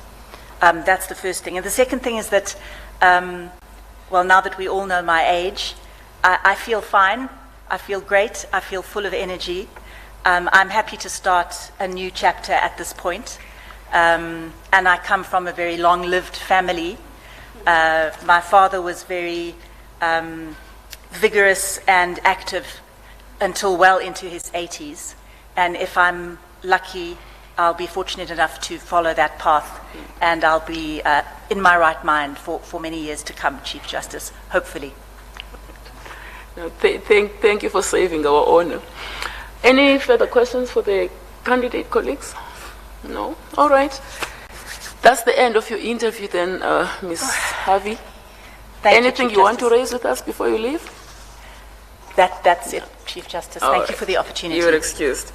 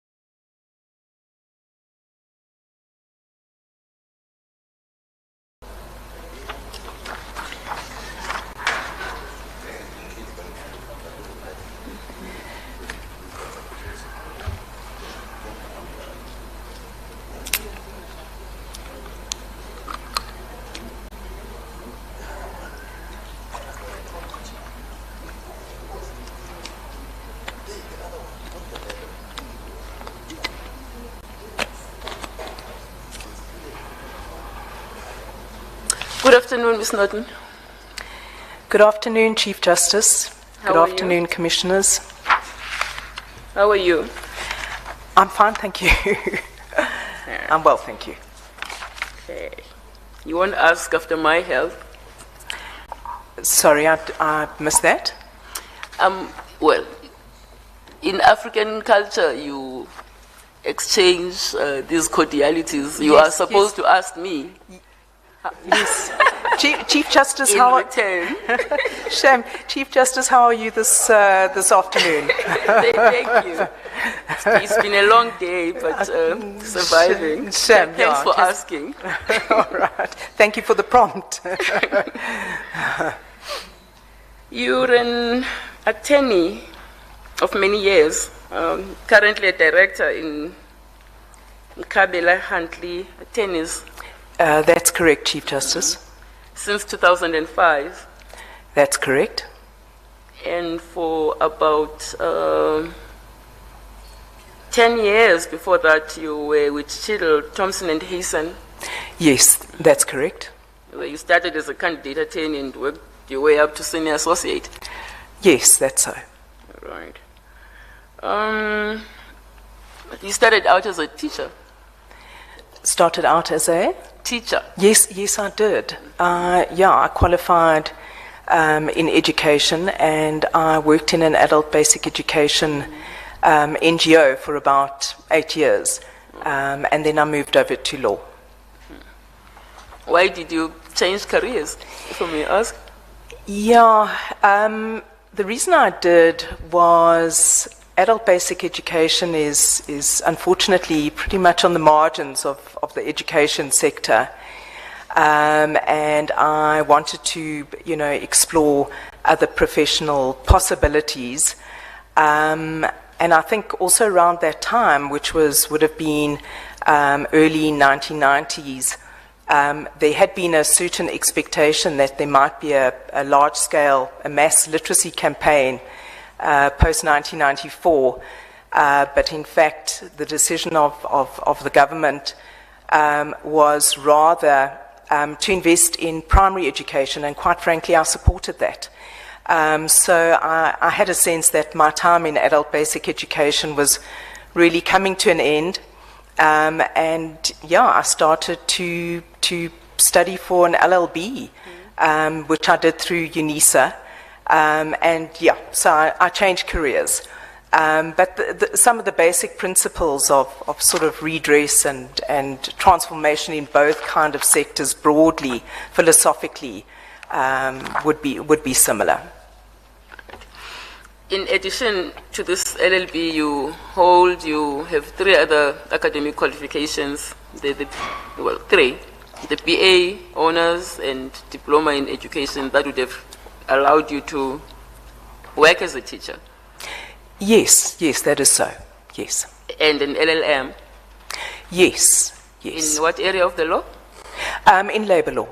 In labour law. I did that in 2009 at WITS, part-time. All right. What kind of work do you do mostly? Asking the obvious question. Yeah, in my practice, it's quite all-encompassing in relation to labour law. I chair disciplinary inquiries. I represent clients in the CCMA. I also represent clients in the labour court, usually on reviews. I write HR policies. So really, I advise on strikes, collective issues. Basically, the full gamut in a way of what you would expect in a labour law practice. That's what I do, and obviously I train my juniors, my candidate attorneys, my associates. I play a role in the firm. Managing the firm and leading the firm. So I have a busy day. Right. You've acted in the Labour Court intermittently since 2015. 2015, 2019, 2023, and last year, Chief Justice, that's correct. All of those dates are correct, yes. For a month per stint? Yeah, so at the end of 2023, it was for a month, and then I acted for the full term in 2024, the full first term of 2024. Yeah. So in all, you've acted for 4 months? About 4.5 months, yes. Which seems to be a concern for some of the professional bodies. What would you want to say about that, if anything? Yeah, I've read the concern from the Black Lawyers Association, the sense that 4.5 months is not sufficient experience. And I appreciate that point, because I think the longer that one has experience acting, obviously the deeper your knowledge of how the processes work, etc., etc. But I really had a very rich experience as an acting judge, and I went back over all my various judgments, and I categorized approximately 16 different types of matters that I had presided over. Obviously, there were reviews, there were trials, there were contempt applications. I gave judgments ex tempore, restraint of trade issues, etc., etc. So, contractual disputes. So, during my time, I feel that I had a rich experience of the kind of disputes which would come before me as a permanent judge. So I do take the point. I appreciate the point. I do feel that I would be, if there was a novel issue that came before me, Chief Justice, I'm not a legal practitioner who busks. I'm just not. I make sure I'll have a look at the rules, I'll have a look at the case law, and I'll get on top of it.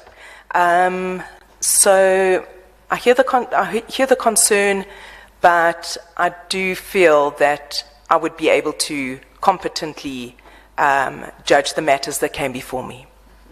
You have written judgments during your acting stints. Chief Justice, sorry, I missed that. You have written judgments. Yes, I have. During these acting stints, and you list 3 as being reported. Yes, in fact there are 4, but there were 3 that came out of my term, in my first term in 2024. Yes, so there've been 4 reported judgments.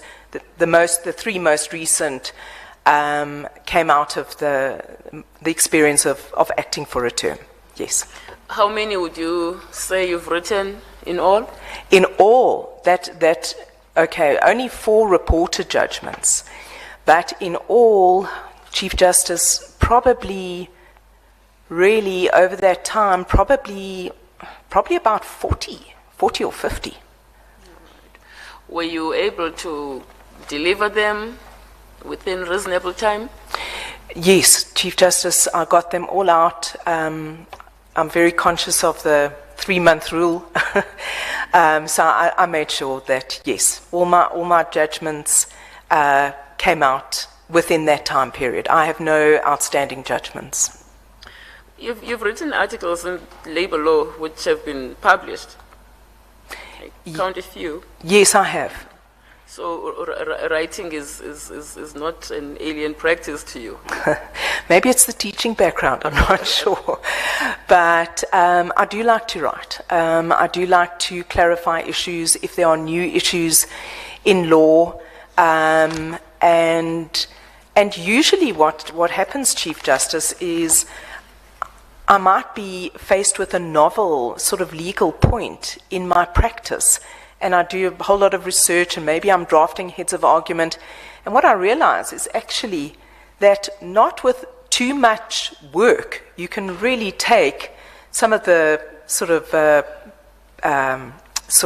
affidavits or basically opinions that you've been drafting, and you have a look at what the requirements are of various law journals, and it doesn't take too much work actually to take the same sort of substantive body of your writing and just convert it into an article, which could be in the ILJ, it could be in contemporary labour law, it could be South African Labour Bulletin. So really, I would have a look at my audience. I would look at the audience and the readership, and then think, well, would this particular opinion, with a little bit of adaptation, could it be published? And so, yes, I have, and I've also started to write articles, for example, in the Sunday Times, opinion pieces, just to get to a wider audience. And labour law impacts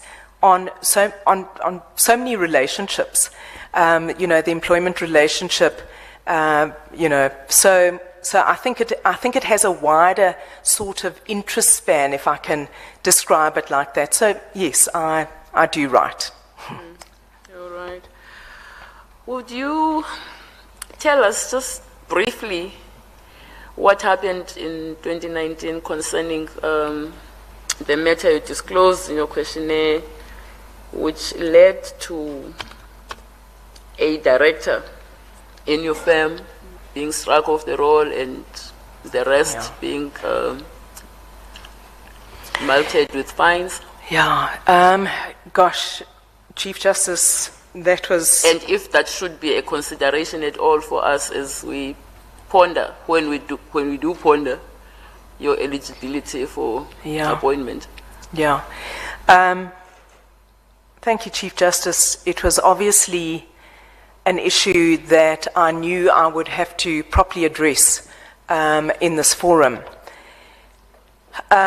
Basically, what happened was we had an aberrant director at our law firm who stole trust funds.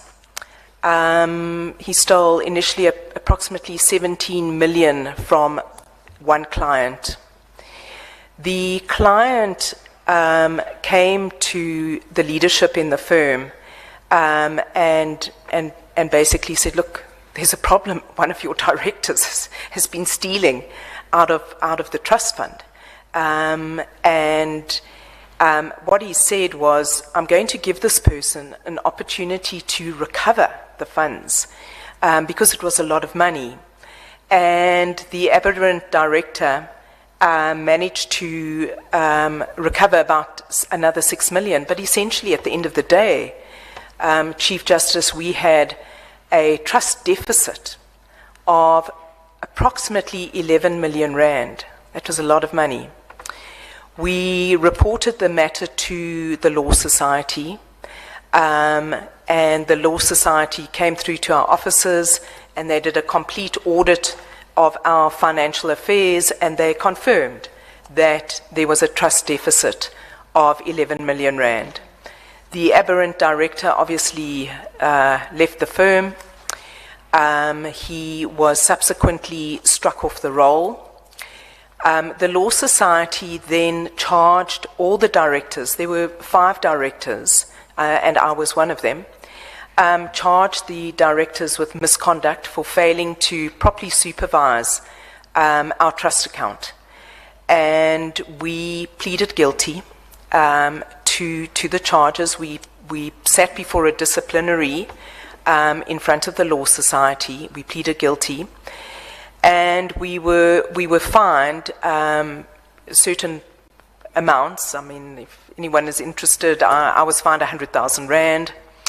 I had to pay 50,000 rand, and that was the other 50,000 was suspended over 3 years. The other thing we did was that we then took out a loan from the bank, and we have paid off. So we took out a loan to cover the deficit in the trust account. And the deficit was covered, but we've had to pay back that loan. That's part of the punishment. That's what we had to do to make good on our negligence. And obviously we set in motion certain processes in the law firm where we paid far greater attention to the trust fund and the transactions between that were happening. made sure that we were FICA compliant. So I would like to submit to the commissioners here and to yourself that it is something that I've learned from. I feel I've paid the price, and that to the extent there were transgressions from our side, that the nature of the transgressions were negligence. They weren't dishonesty. We weren't dishonest.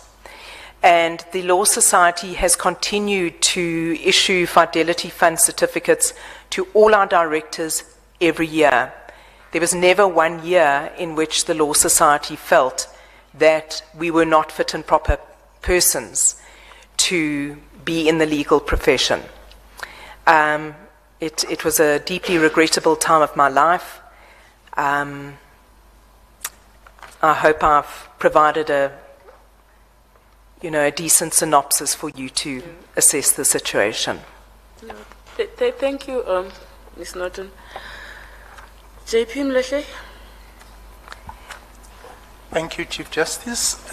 Good afternoon, Ms. Norton. Good afternoon, Judge President. How are you? I'm fine, thank you, sir. Good.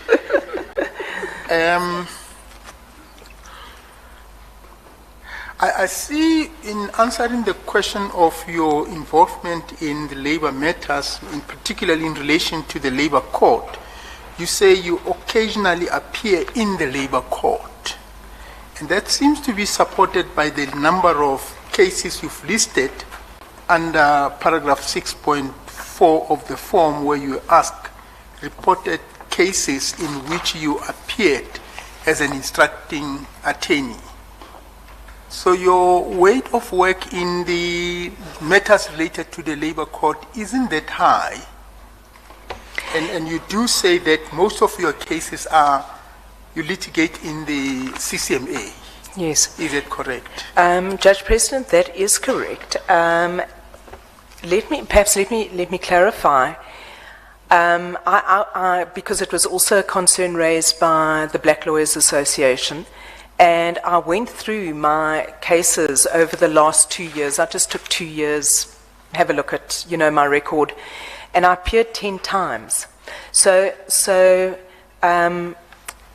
Judge President, I think when I listed those particular cases, I think those were in relation to reported cases where I've instructed counsel. Okay. They weren't. I certainly haven't only appeared 5 times over 20 years in the Labour Court, but I appear approximately every 2 months or so, and I did provide a schedule to my response to the BLA, really setting out the cases where I have personally appeared, and most of the time, Judge President, when I do appear in the Labour Court, I appear without counsel. I do it myself, and as I say, over the last 2 years, there were 10 occasions. So I think that's a reasonable, I think that's probably a reasonable average, approximately 5 cases a year. Okay. And the nature of matters that you handle when you appear before the Labour Court? Judge President, they're largely reviews, pretty much reviews, if I had to kind of categorize the nature of the matters before me, they would mainly be reviews, Okay. either initiating or defending. Okay. And have you appeared before the Labour Appeal Court? Judge President, I have, yes. I did. In 2023, it was Prasa versus Mahubi. It is a reported judgment. Yes, I have appeared in the LAC.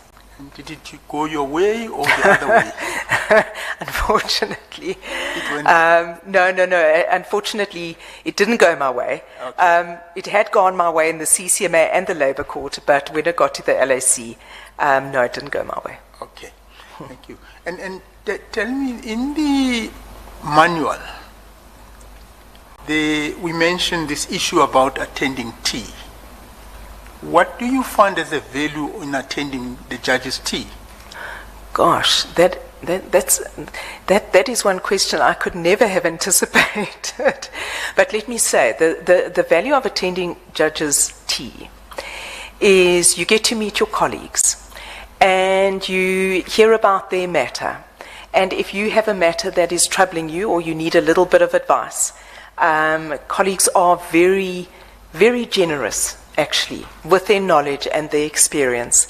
As often as I could, I would attend the judges' tea. And you seem not to have missed any one of them, at least for the time that I've always been in the tea room. Yeah, no, I did attend. Okay, thanks. And, Yes. and now in terms, and the Chief Justice put this to you about your acting stint. It's quite a short stint, isn't it?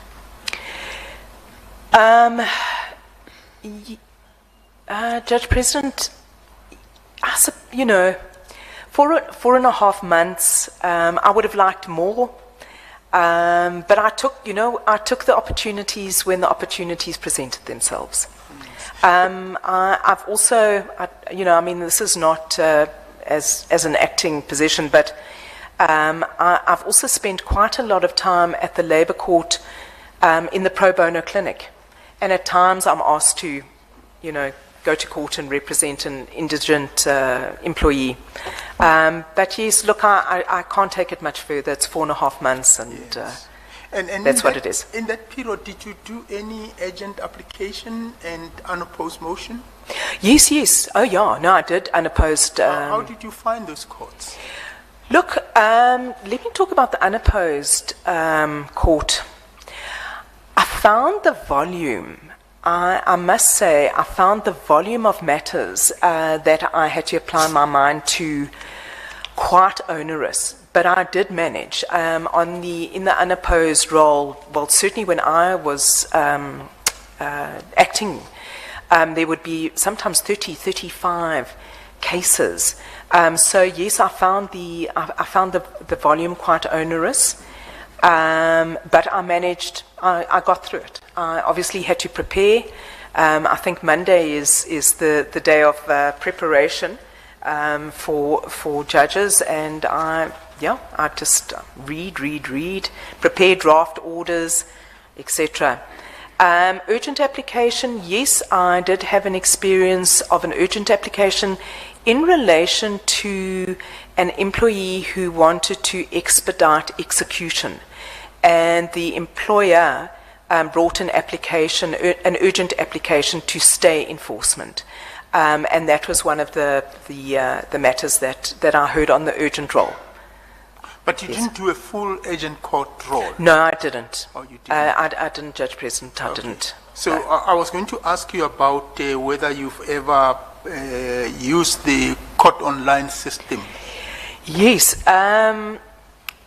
Judge President, we, obviously as a firm, we up, and my colleagues who are doing work in the civil courts, they're up and running. But I'm afraid to say that we have tried to register, and maybe this is not necessarily for this forum, but we keep getting a response that says something like your LPC number is irregular or whatever, and actually the LPC number is on the website.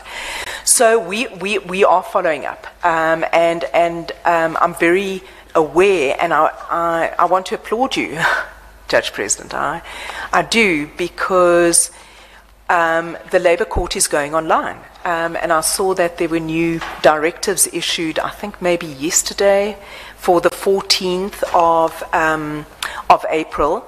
And I think this is going to be a very transformative process in the Labour Court, that our pleadings will be served and filed online, and there's an opportunity to run matters online, and I think it will be of benefit also, because there will be an orderly way in which one can manage the pleadings. I must say, one of my challenges when I was acting is that you could get a couple of boxes in your chambers with a range of files in all sorts of condition, and you'd have to obviously make your way through them.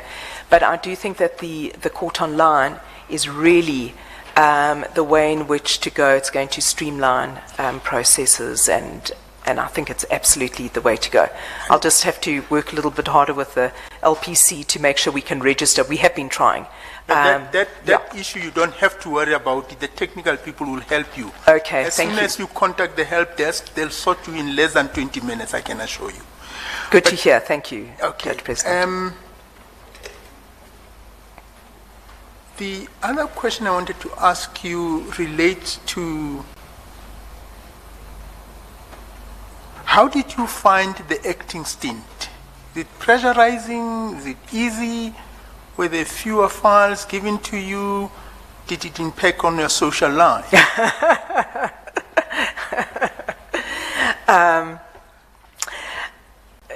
I'll get to that question maybe last. I found it invigorating, actually.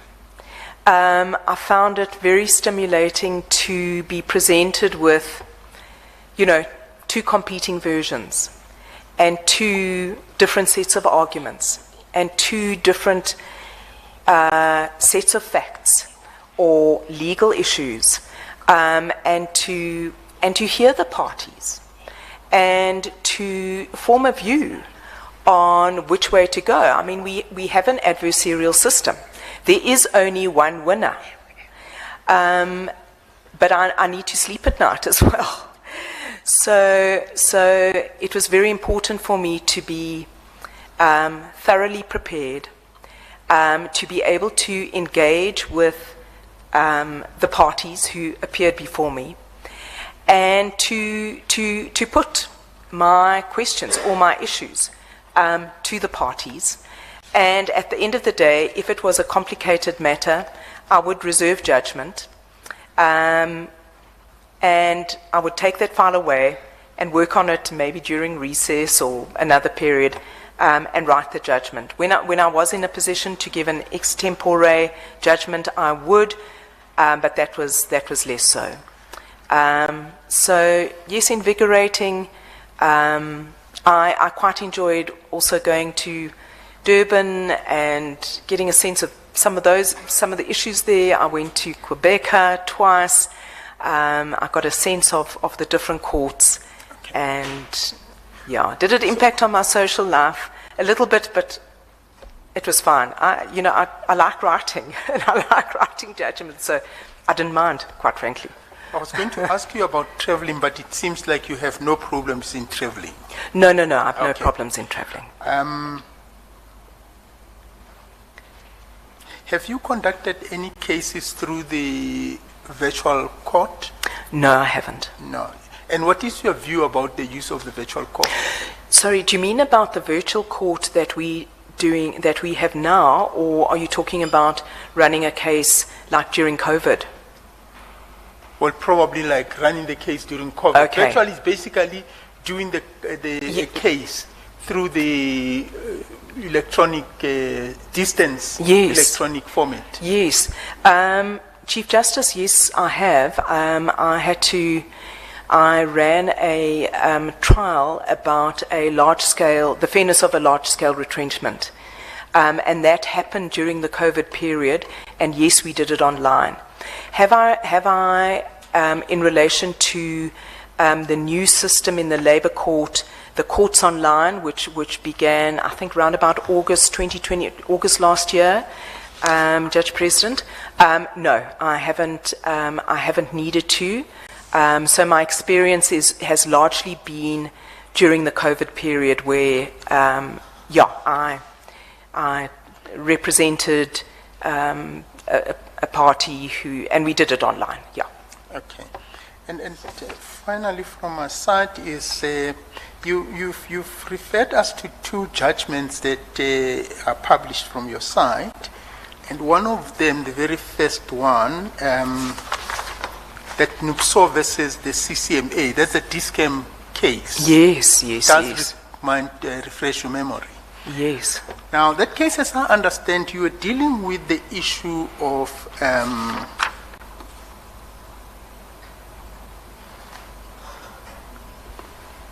firstly, let me check. Has that case gone on leave to appeal? Has it been appealed?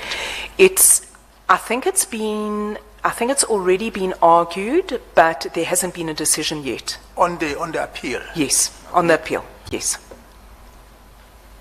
And you said that you've gone back to your judgments and looked at them. Have you looked at that judgment again and looked at how you articulated the principles and how you dealt with the application of the facts onto those principles, the legal principles? Yes, I have. And you're satisfied that you've covered the law and the facts in the manner that you would ordinarily do? Yes, I am. Okay. It's actually a case dealing with the common purpose principle. Yes. And as I understand, those workers, they was on a legal strike. They traveled in a bus. They started singing in the bus, and as soon as they left the bus, others started committing unlawful conduct. But the others just didn't join in. They kept just singing. And you saying, in as far as that's concerned, it fit quite well into how you concluded on that. Was it the two employees who were finally found not guilty of misconduct by the commissioner? Yes, perhaps I can comment. Your question is kind of veering towards the common purpose. The two employees, those were a little bit tangential to the main case. And what I had to consider, Judge President, looking at Marley Pipe and the decision there. And basically the legal principle is that misconduct might be carried out by employees during a strike. Does that misconduct then flow to other employees who are not misconducting themselves? They are, in a way, the bystanders. They're just watching.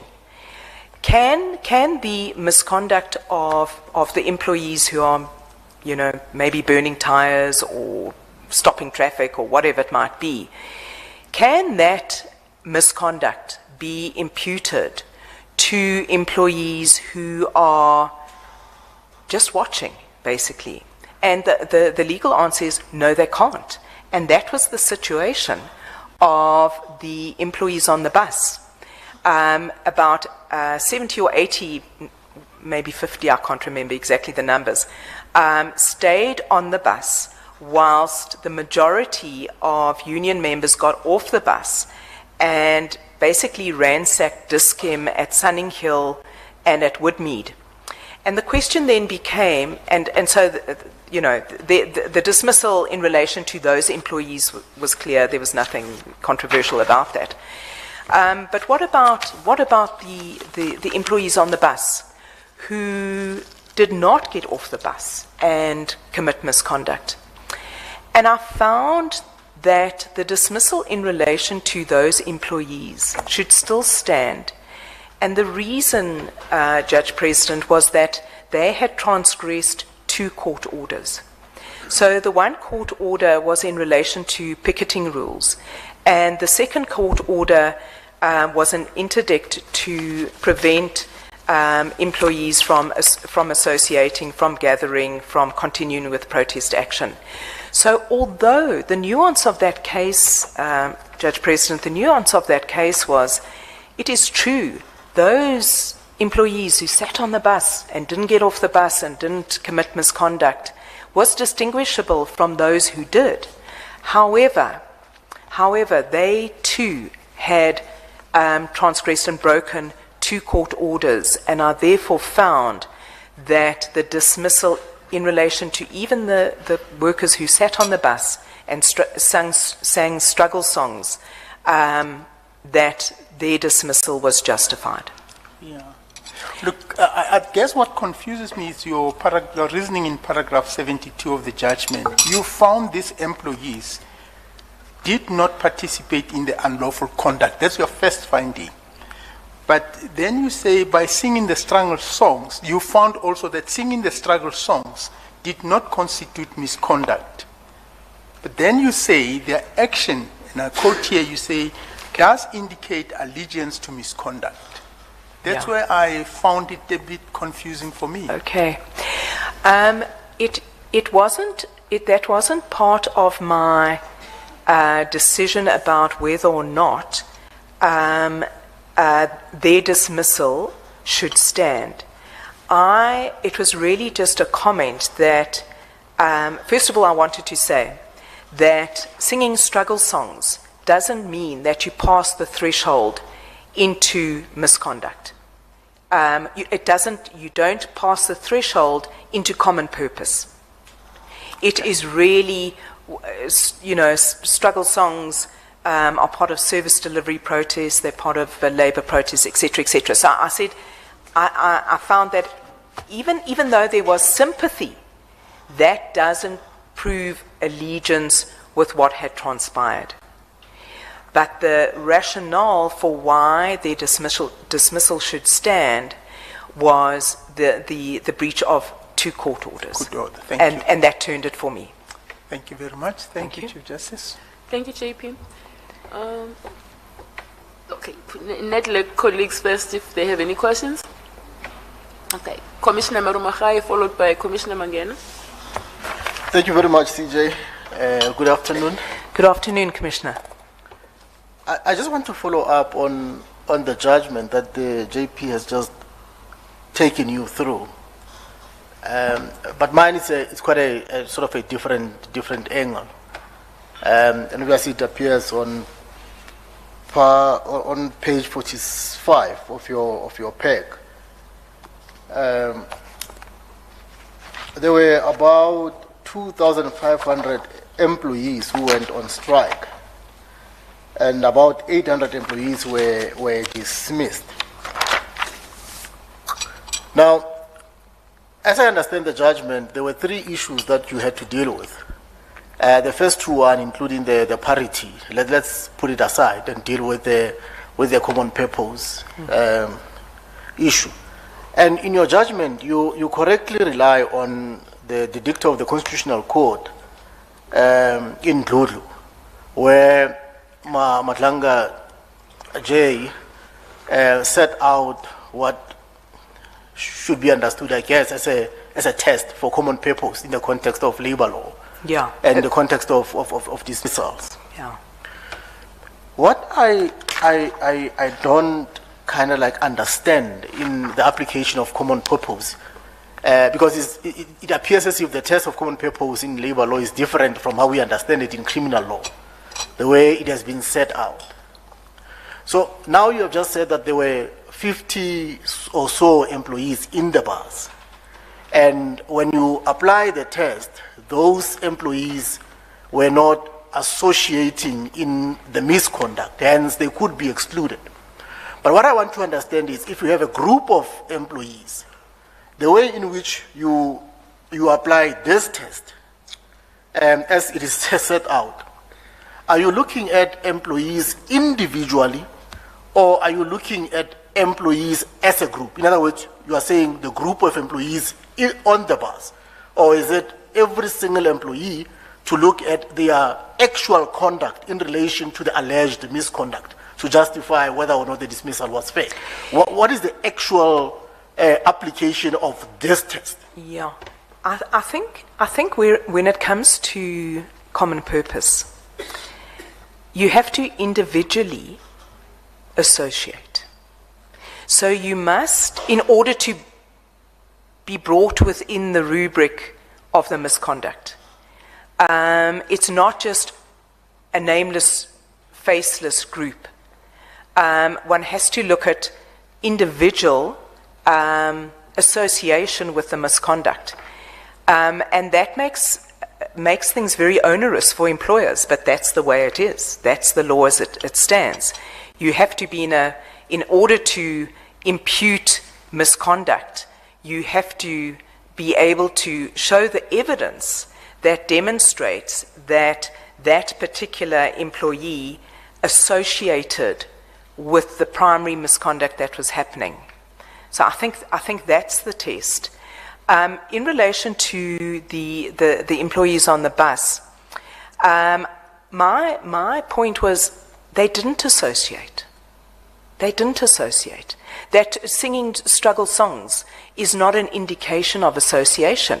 Maybe it's an indication of support and comradely support, but it's not an indication. It doesn't satisfy the test of association. So I did not find that those employees who stayed on the bus and sang struggle songs, that they had crossed the threshold into association with the employees who had misconducted themselves. So then you might ask the question, well, why did I, despite that finding, decide to uphold the CCMA Commissioner's ruling on the fairness of the dismissal?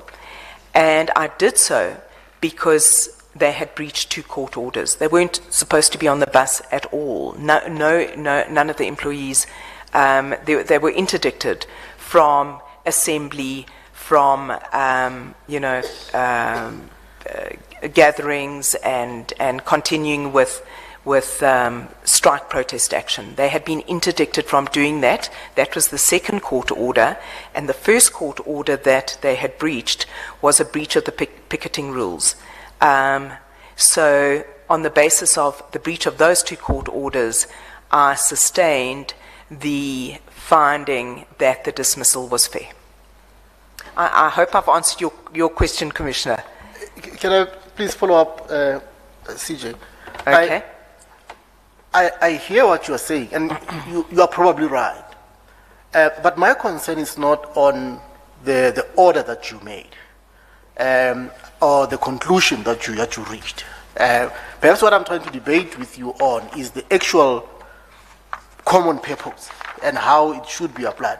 I don't even have the answer myself. I just want to get how you view this, because I'm looking at you laid out the test in paragraph 65 as laid out by the Constitutional Court, and what follows therefrom. Then you have a subheading that says application of the law to the facts, and then you revert to all the 2 other issues that you are dealing with, and that's where my concern. Because I want to understand your understanding of common purpose. Because when I read the judgment, it doesn't appear to me that perhaps it doesn't give me a sense that you applied the test as you actually quoted it. So that's where I'm trying to, and I'm not saying you are wrong, because I don't even know the answer myself. I just want to understand how common purpose should be applicable or should be applied in the context of labor law. Commissioner, I mean, essentially what you have is primary misconduct perpetrated by, say, a group of workers during a strike. We know what it looks like. Perhaps burning of tires, barricading, rocks, etc., etc. So let me say you have a group, I'm going to call them the primary kind of workers doing the misconduct. Primary misconduct happens there. What is the situation in relation to the workers who are really just standing around and watching? Should the misconduct of those primary employees be imputed to the secondary employees, if I can just use that kind of language? The Constitutional Court says no, that it can't. That unless individuals in that secondary group show active association by maybe joining the primary group, doing what those employees are doing, unless there's active association with the misconduct that is taking place by those primary employees, those employees, the secondary employees, I'm just using that kind of label, cannot be found guilty of common purpose. No, thank you. Thank you, CJ. All right. Commissioner Mangan. Thank you, Chief Justice. Good afternoon, Advocate or Ms. Norton. Good afternoon, Commissioner. I've been talking to advocates greater part of the morning. I'm adequately covered with regard to common purpose. But I want to check with you the application of the parity principle. You'd recall that some of the employees were actually given final written warning when others were dismissed. And in your judgment or in your order, you actually agreed with the employer that the inconsistency doesn't matter. But my issue is with your reasoning. You say that the employer was actually cannot be faulted for different sanctions because there were different chairpersons who had the internal disciplinary hearing. As I understand it, discipline is the responsibility of the employer. When employees complain about inconsistent application of discipline, they are saying that the employer imposed different sanctions for same misconduct. So it doesn't really matter at times who the chairperson was.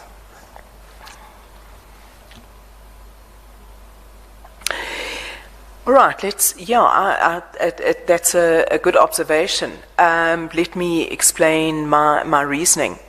So as we know with the parity principle, that like misconduct attracts like sanction.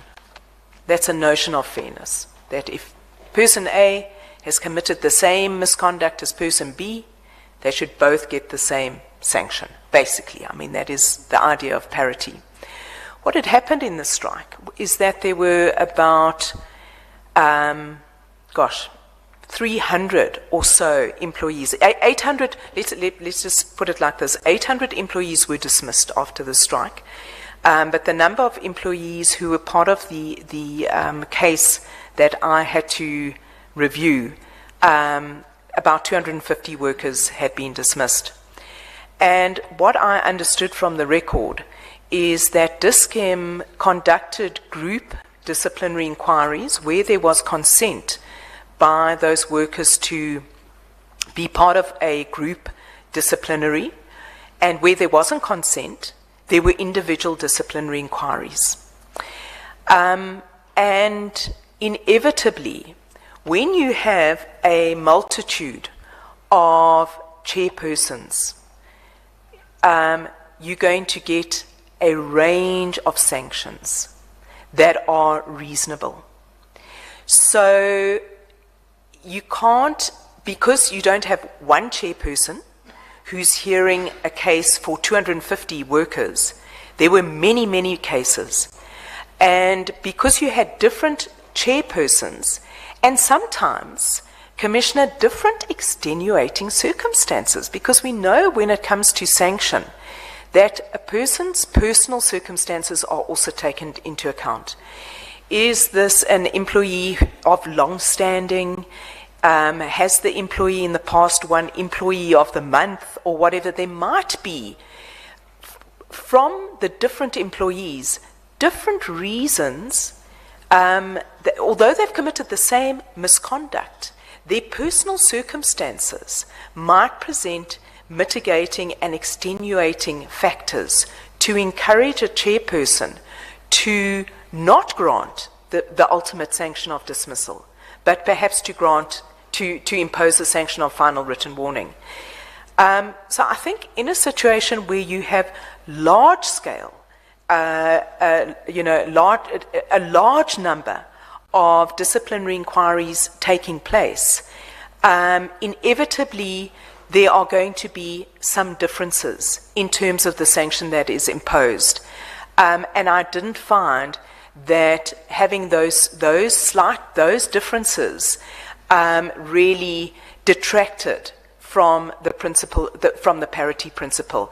It was a consequence of the large number, and perhaps the personal circumstances that were presented to the chairperson who arrived at a finding not of a dismissal.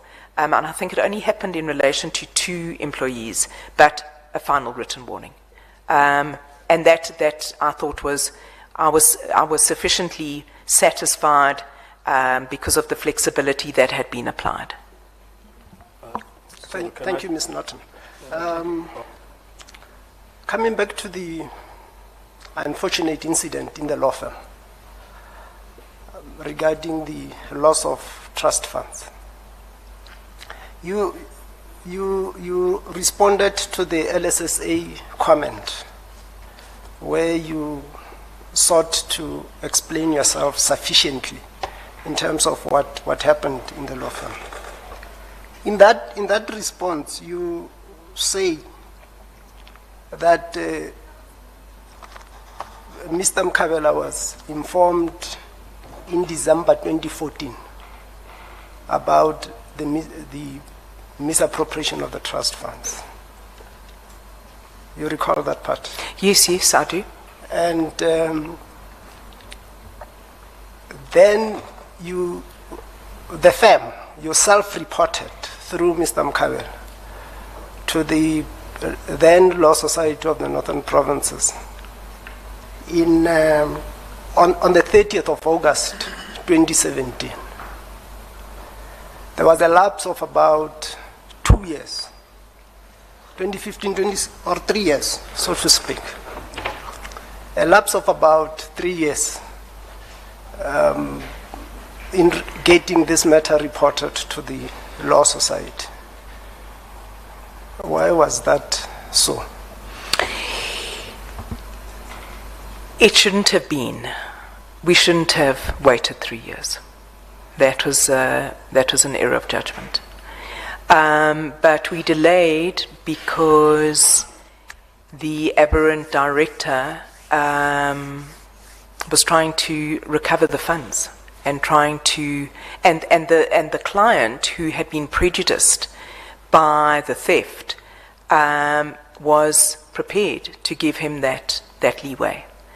But when it became really apparent that he couldn't fill that hole in the trust account, in the trust account, we then approached the Law Society, and in fact one of the charges, Commissioner, related precisely to the delay that you're talking about, and we pleaded guilty. In 2015, did you get the Fidelity Fund certificate? Yes, we did. While there was still a trust shortfall? Yes, we did. In 2016, you got a Fidelity Fund certificate while there was still a shortfall? Yes. And you got the Fidelity Fund certificate out of the representations that you made that your trust account was in order when you knew that it was not in order? Commissioner, remember we took out a loan and we filled the trust account. Yeah, but when did you take the loan? When did we take out the loan? Gosh, Commissioner, honestly, I really can't recall when we took out the loan, but we knew that deficit had to be covered. And we took out a loan, Standard Bank, and that's how we dealt with it. Ms. Norton, on the 30th of August, when you reported to the Law Society, as at that time, you were reporting because the trust account was still in deficit. Yeah, Commissioner, I honestly can't recall when we took out the loan, but we did. We filled the gap, and as I say, we were charged by the Law Society. We pleaded guilty, and that was the way we dealt with it. Could we have done it better another time round? Hopefully there'll never be another time around. But that's how we dealt with it. So the 2 years that you did not report it, you had hoped that the aberrant director would make good the loss, and you would have kept quiet about this misappropriation had he paid. Look, it never got to that sort of situation, and you know, we dealt with it as we could. You know, it's a regrettable part of my professional life. I really can't take it much further, I'm afraid, Commissioner. The disclosures have been made, and yeah, that's where we Commissioner are. Baloyi, is it a follow-up question because your hand was up first? Yes, it's a follow-up. Commissioner Baloyi, followed by Minister, followed by Commissioner. Also Baloyi. follow-up, yeah? Yes. Yeah. I know we're at the squatter camp. Good afternoon, Ms. Norton. Good afternoon. Is that Ms. Baloyi? Yes, it is. Commissioner Baloyi? Yes, it is. Yes. Hi. The real problem that Commissioner Mangena is raising with you is that in 2014, the firm, and therefore you become aware, you're part of the people that become aware of this transgression and the shortage in the trust fund, and then you do nothing about it but hope and allow the offender the opportunity to fill the gap, and you don't comply with the law that requires you to report. Now, that is a big thing. You sat back, you did nothing, even though the law is clear. It required you to report it. You did not, and that is a problem that is being raised with you. Yeah. Commissioner, I appreciate it. And, you know, it was not the right thing to do. It was the wrong thing to do. We should have reported it right there and then. And I regret that we didn't do so. Yeah, I can't take it much further. Yes, we were wrong not to report immediately.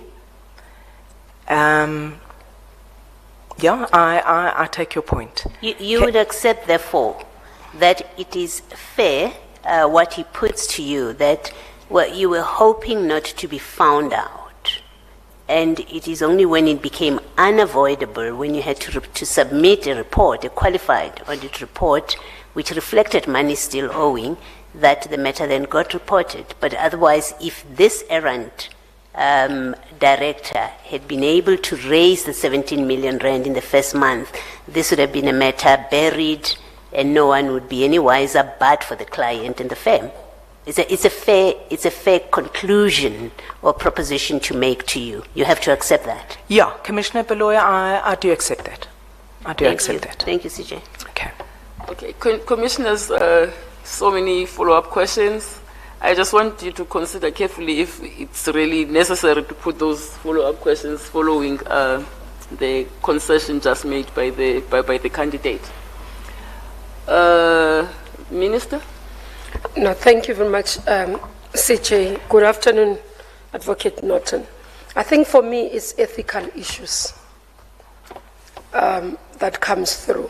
One, following what has been raised with you of the 2 years lapse, but two, having disclosed in the form about this matter, but still you are appearing unprepared. I'm going to say I don't think you are appearing unprepared, because in the manner that you are answering questions, almost contradictory, to me says that you are not yet have really processed this matter in what you are wanting us to believe, and having accepted the wrongfulness of this activity and action. And that's what I'm saying is ethical issues, because if I were you, for example, I find myself here and I'm coming for this interview, I would have had a detailed explanation, knowing the times, the years, the amounts and all that, and not having to say, I can't remember, I'm not so sure. If I understood that the position of being a judge requires high ethical standard, and therefore I would have to pass that standard here by clearing the matter that had happened in 2019. What do you have to say by these discrepancies and your lack of information and your lack of inconsistency, or even answering some of the pertinent questions that are coming with the dates, with the amounts that are being looked for, so that we can have the benefit of the doubt and trust you that this has been a lesson, as you say, and going forward it will not repeat itself. Yeah. Minister, when challenged by the Law Society, I did prepare a 2 or 3 page response which set out the various dates, and I identified people. I didn't want to identify people, quite frankly. But I made a full disclosure. It is something I regret. And the firm, to the extent it could, it made good. It made good by admitting guilt to the Law Society. We made good by paying the fine. We made good by personally taking out a large loan from a bank to cover that deficit. We made good by pursuing criminal charges against the aberrant director. And I, there was, I'm not quite sure what else we could have done. And obviously internally we had a look at our financial systems and ways in which those could be, improved so with respect, Minister, I accept the chastisement, and I don't think it necessarily detracts from my integrity. This was a crisis in an emerging firm that we tried as best as we could to manage, which we did, and I take the criticism about us not disclosing at that particular time. And yes, we did hope that this aberrant director would make good on what he had stolen. But when it became clear that he wasn't going to, we did the right thing. Minister, I don't think I can take it much further. I'm not unprepared. I'm very prepared, and I did go through the various dates. I put them in the letter. I can't really take the matter much further. It's here. What do you mean you didn't want to identify anybody? Well, Chief Justice, I didn't want to mention the name of the aberrant director. Why not? Why not? Because, I don't know, I don't know why. Protect his dignity. I don't know why. So in the initial response in the questionnaire, I wrote more generally. But when the Law Society requested greater explanation, I put the names. Commissioner Matolo Tlebo. Thank you, CJ. I'll let it pass. Thank you. Commissioner Malem. No, I just want to ask, for you to get the Fidelity Fund certificate, what is required? An audited report. No, for you to get, for the trust to get the Fidelity Fund certificate, what do you do? What do you submit to who? You submit your auditor's report, which goes to the Law Society. Thank you. So it means you knew about this in 2014, 2015, 2016, you say to the Fidelity Fund, the people who issue a Fidelity Fund certificate, our books are in order. So in a way, you deliberately misled those people. Leave the fact that the funds were stolen and all of that, you reported that, you regretted that. What about this misrepresentation before the body that gives you Fidelity Fund certificate? Because there is no way you had told them this truth that you said you told the Law Society. Otherwise, they were not going to give you, I suspect, the Fidelity Fund certificate. And after that, all these years, you remember that 2016, he asked you, 2016, did you get Fidelity certificate? You say yes. 2017, did you get, 2016, did you get a Fidelity Fund certificate? You say yes.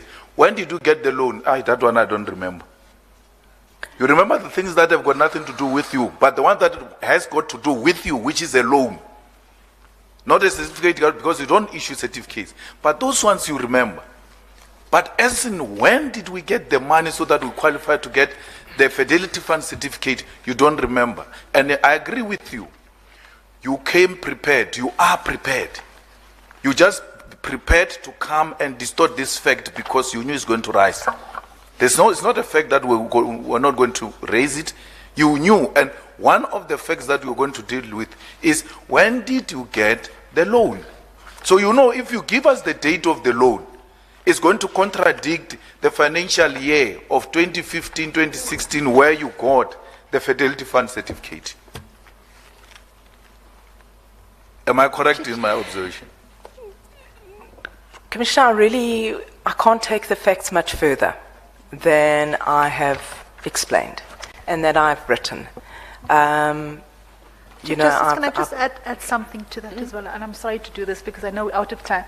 Okay. But I need to put this to you, Ms. Norton, because for me it's a matter of serious concern. Okay. In your answer to Commissioner Mangena, when he asked you about the 2016 and 2015 certificate, Fidelity Fund certificate, your answer was, but we had gotten a loan to repay. Yeah. Right?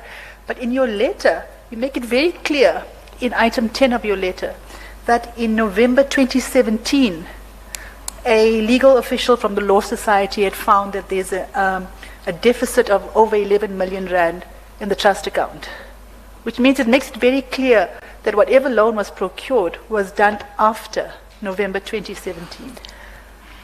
So I have to raise with you that I've got serious concerns about the answer you gave. The logic of that, I would agree. Yeah. CJ, stands. CJ, my point is very simple.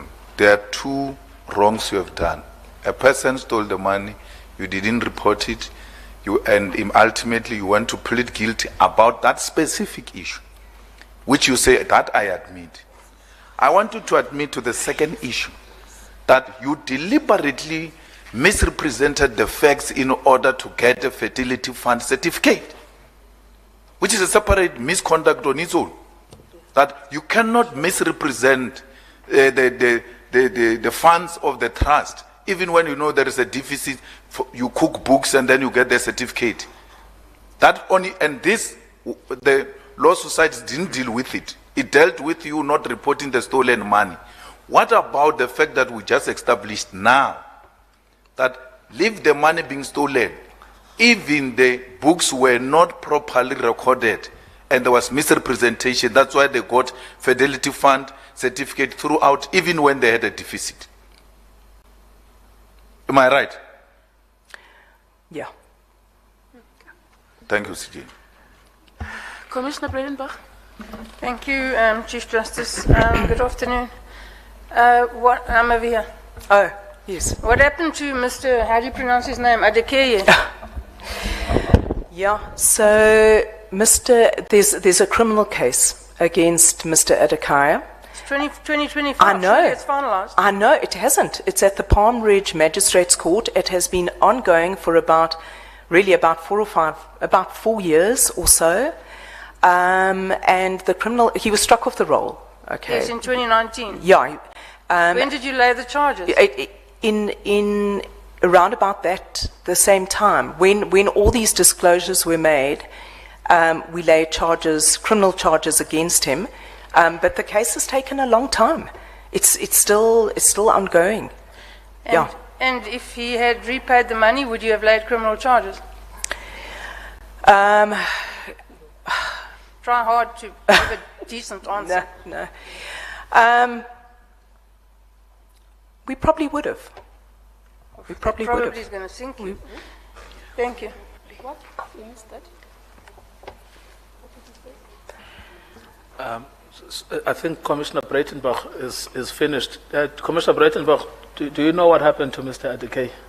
You should know. I don't. I'm not a prosecutor and I haven't been since 2013. But you can be sure that I will now go and find out. I just have one point. Mr. I mean, look, I hear what all of the commissioners have put to you, but not to detract from them. But I have a narrower problem, which is that you've been drip feeding us the disclosures, which is fully within your control. I understand the others that it was a partnership and you guys were also a victim of crime. But the problem is that your disclosures to us as the commission, have been coming in drips and drabs. This is the problem I have about being drip-fed information. I happen to sit in the objections committee, and we read through these objections. If it had not been for the Law Society, the sort of mundane disclosures you made would not have made me worried. But it's because the Law Society dragged the information out of you that I actually got to know that this is a very, very big thing that we are dealing with.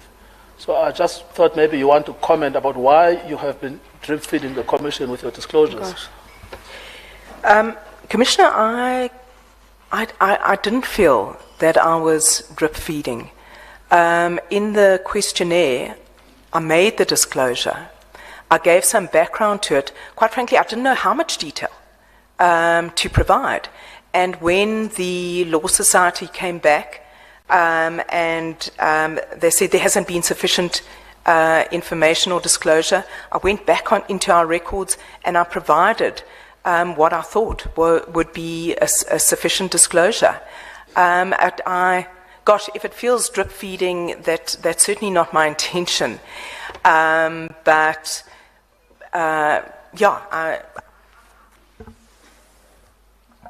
think a matter like this also creates a lot of interest and a lot of curiosity. But I don't think I was drip feeding.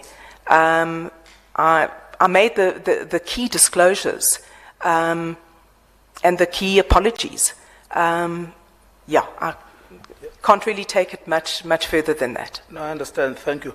Even that, I have some difficulties just on us. I just felt I was being misled, or I was not being told the full story, and it frustrated me. Because even the story about when exactly you reported Mr. Adekay, the crime happened in 2014. And my understanding is that he was not reported, at least until 2017. Now, that for me is a big problem. That you are a victim of crime, someone has stolen 17 million rands of a client's money, you are bargaining with them. But that disclosure, was also not pertinently made, that there was a delay in the reporting of the crime. So it's emerging now with Commissioner Malema, Commissioner Breitenbach, and Commissioner Mangel. This is the drip feeding I'm complaining about.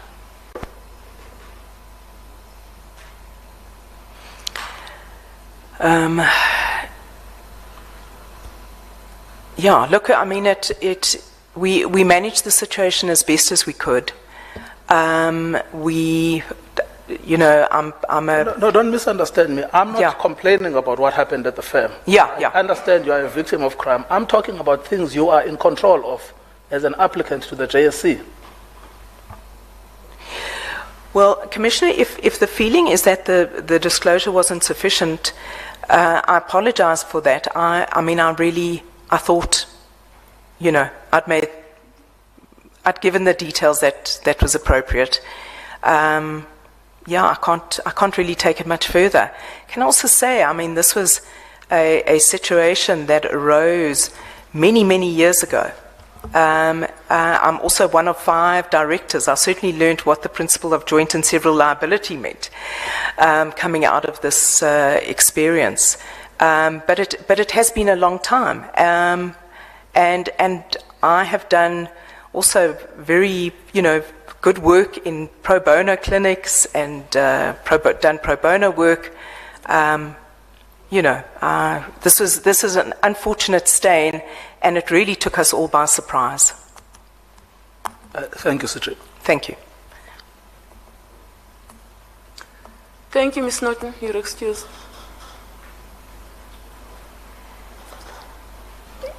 Anything further? No. I've just excused you. Is that enough? Okay. Yeah. All right. Thank you for the opportunity, and thank you.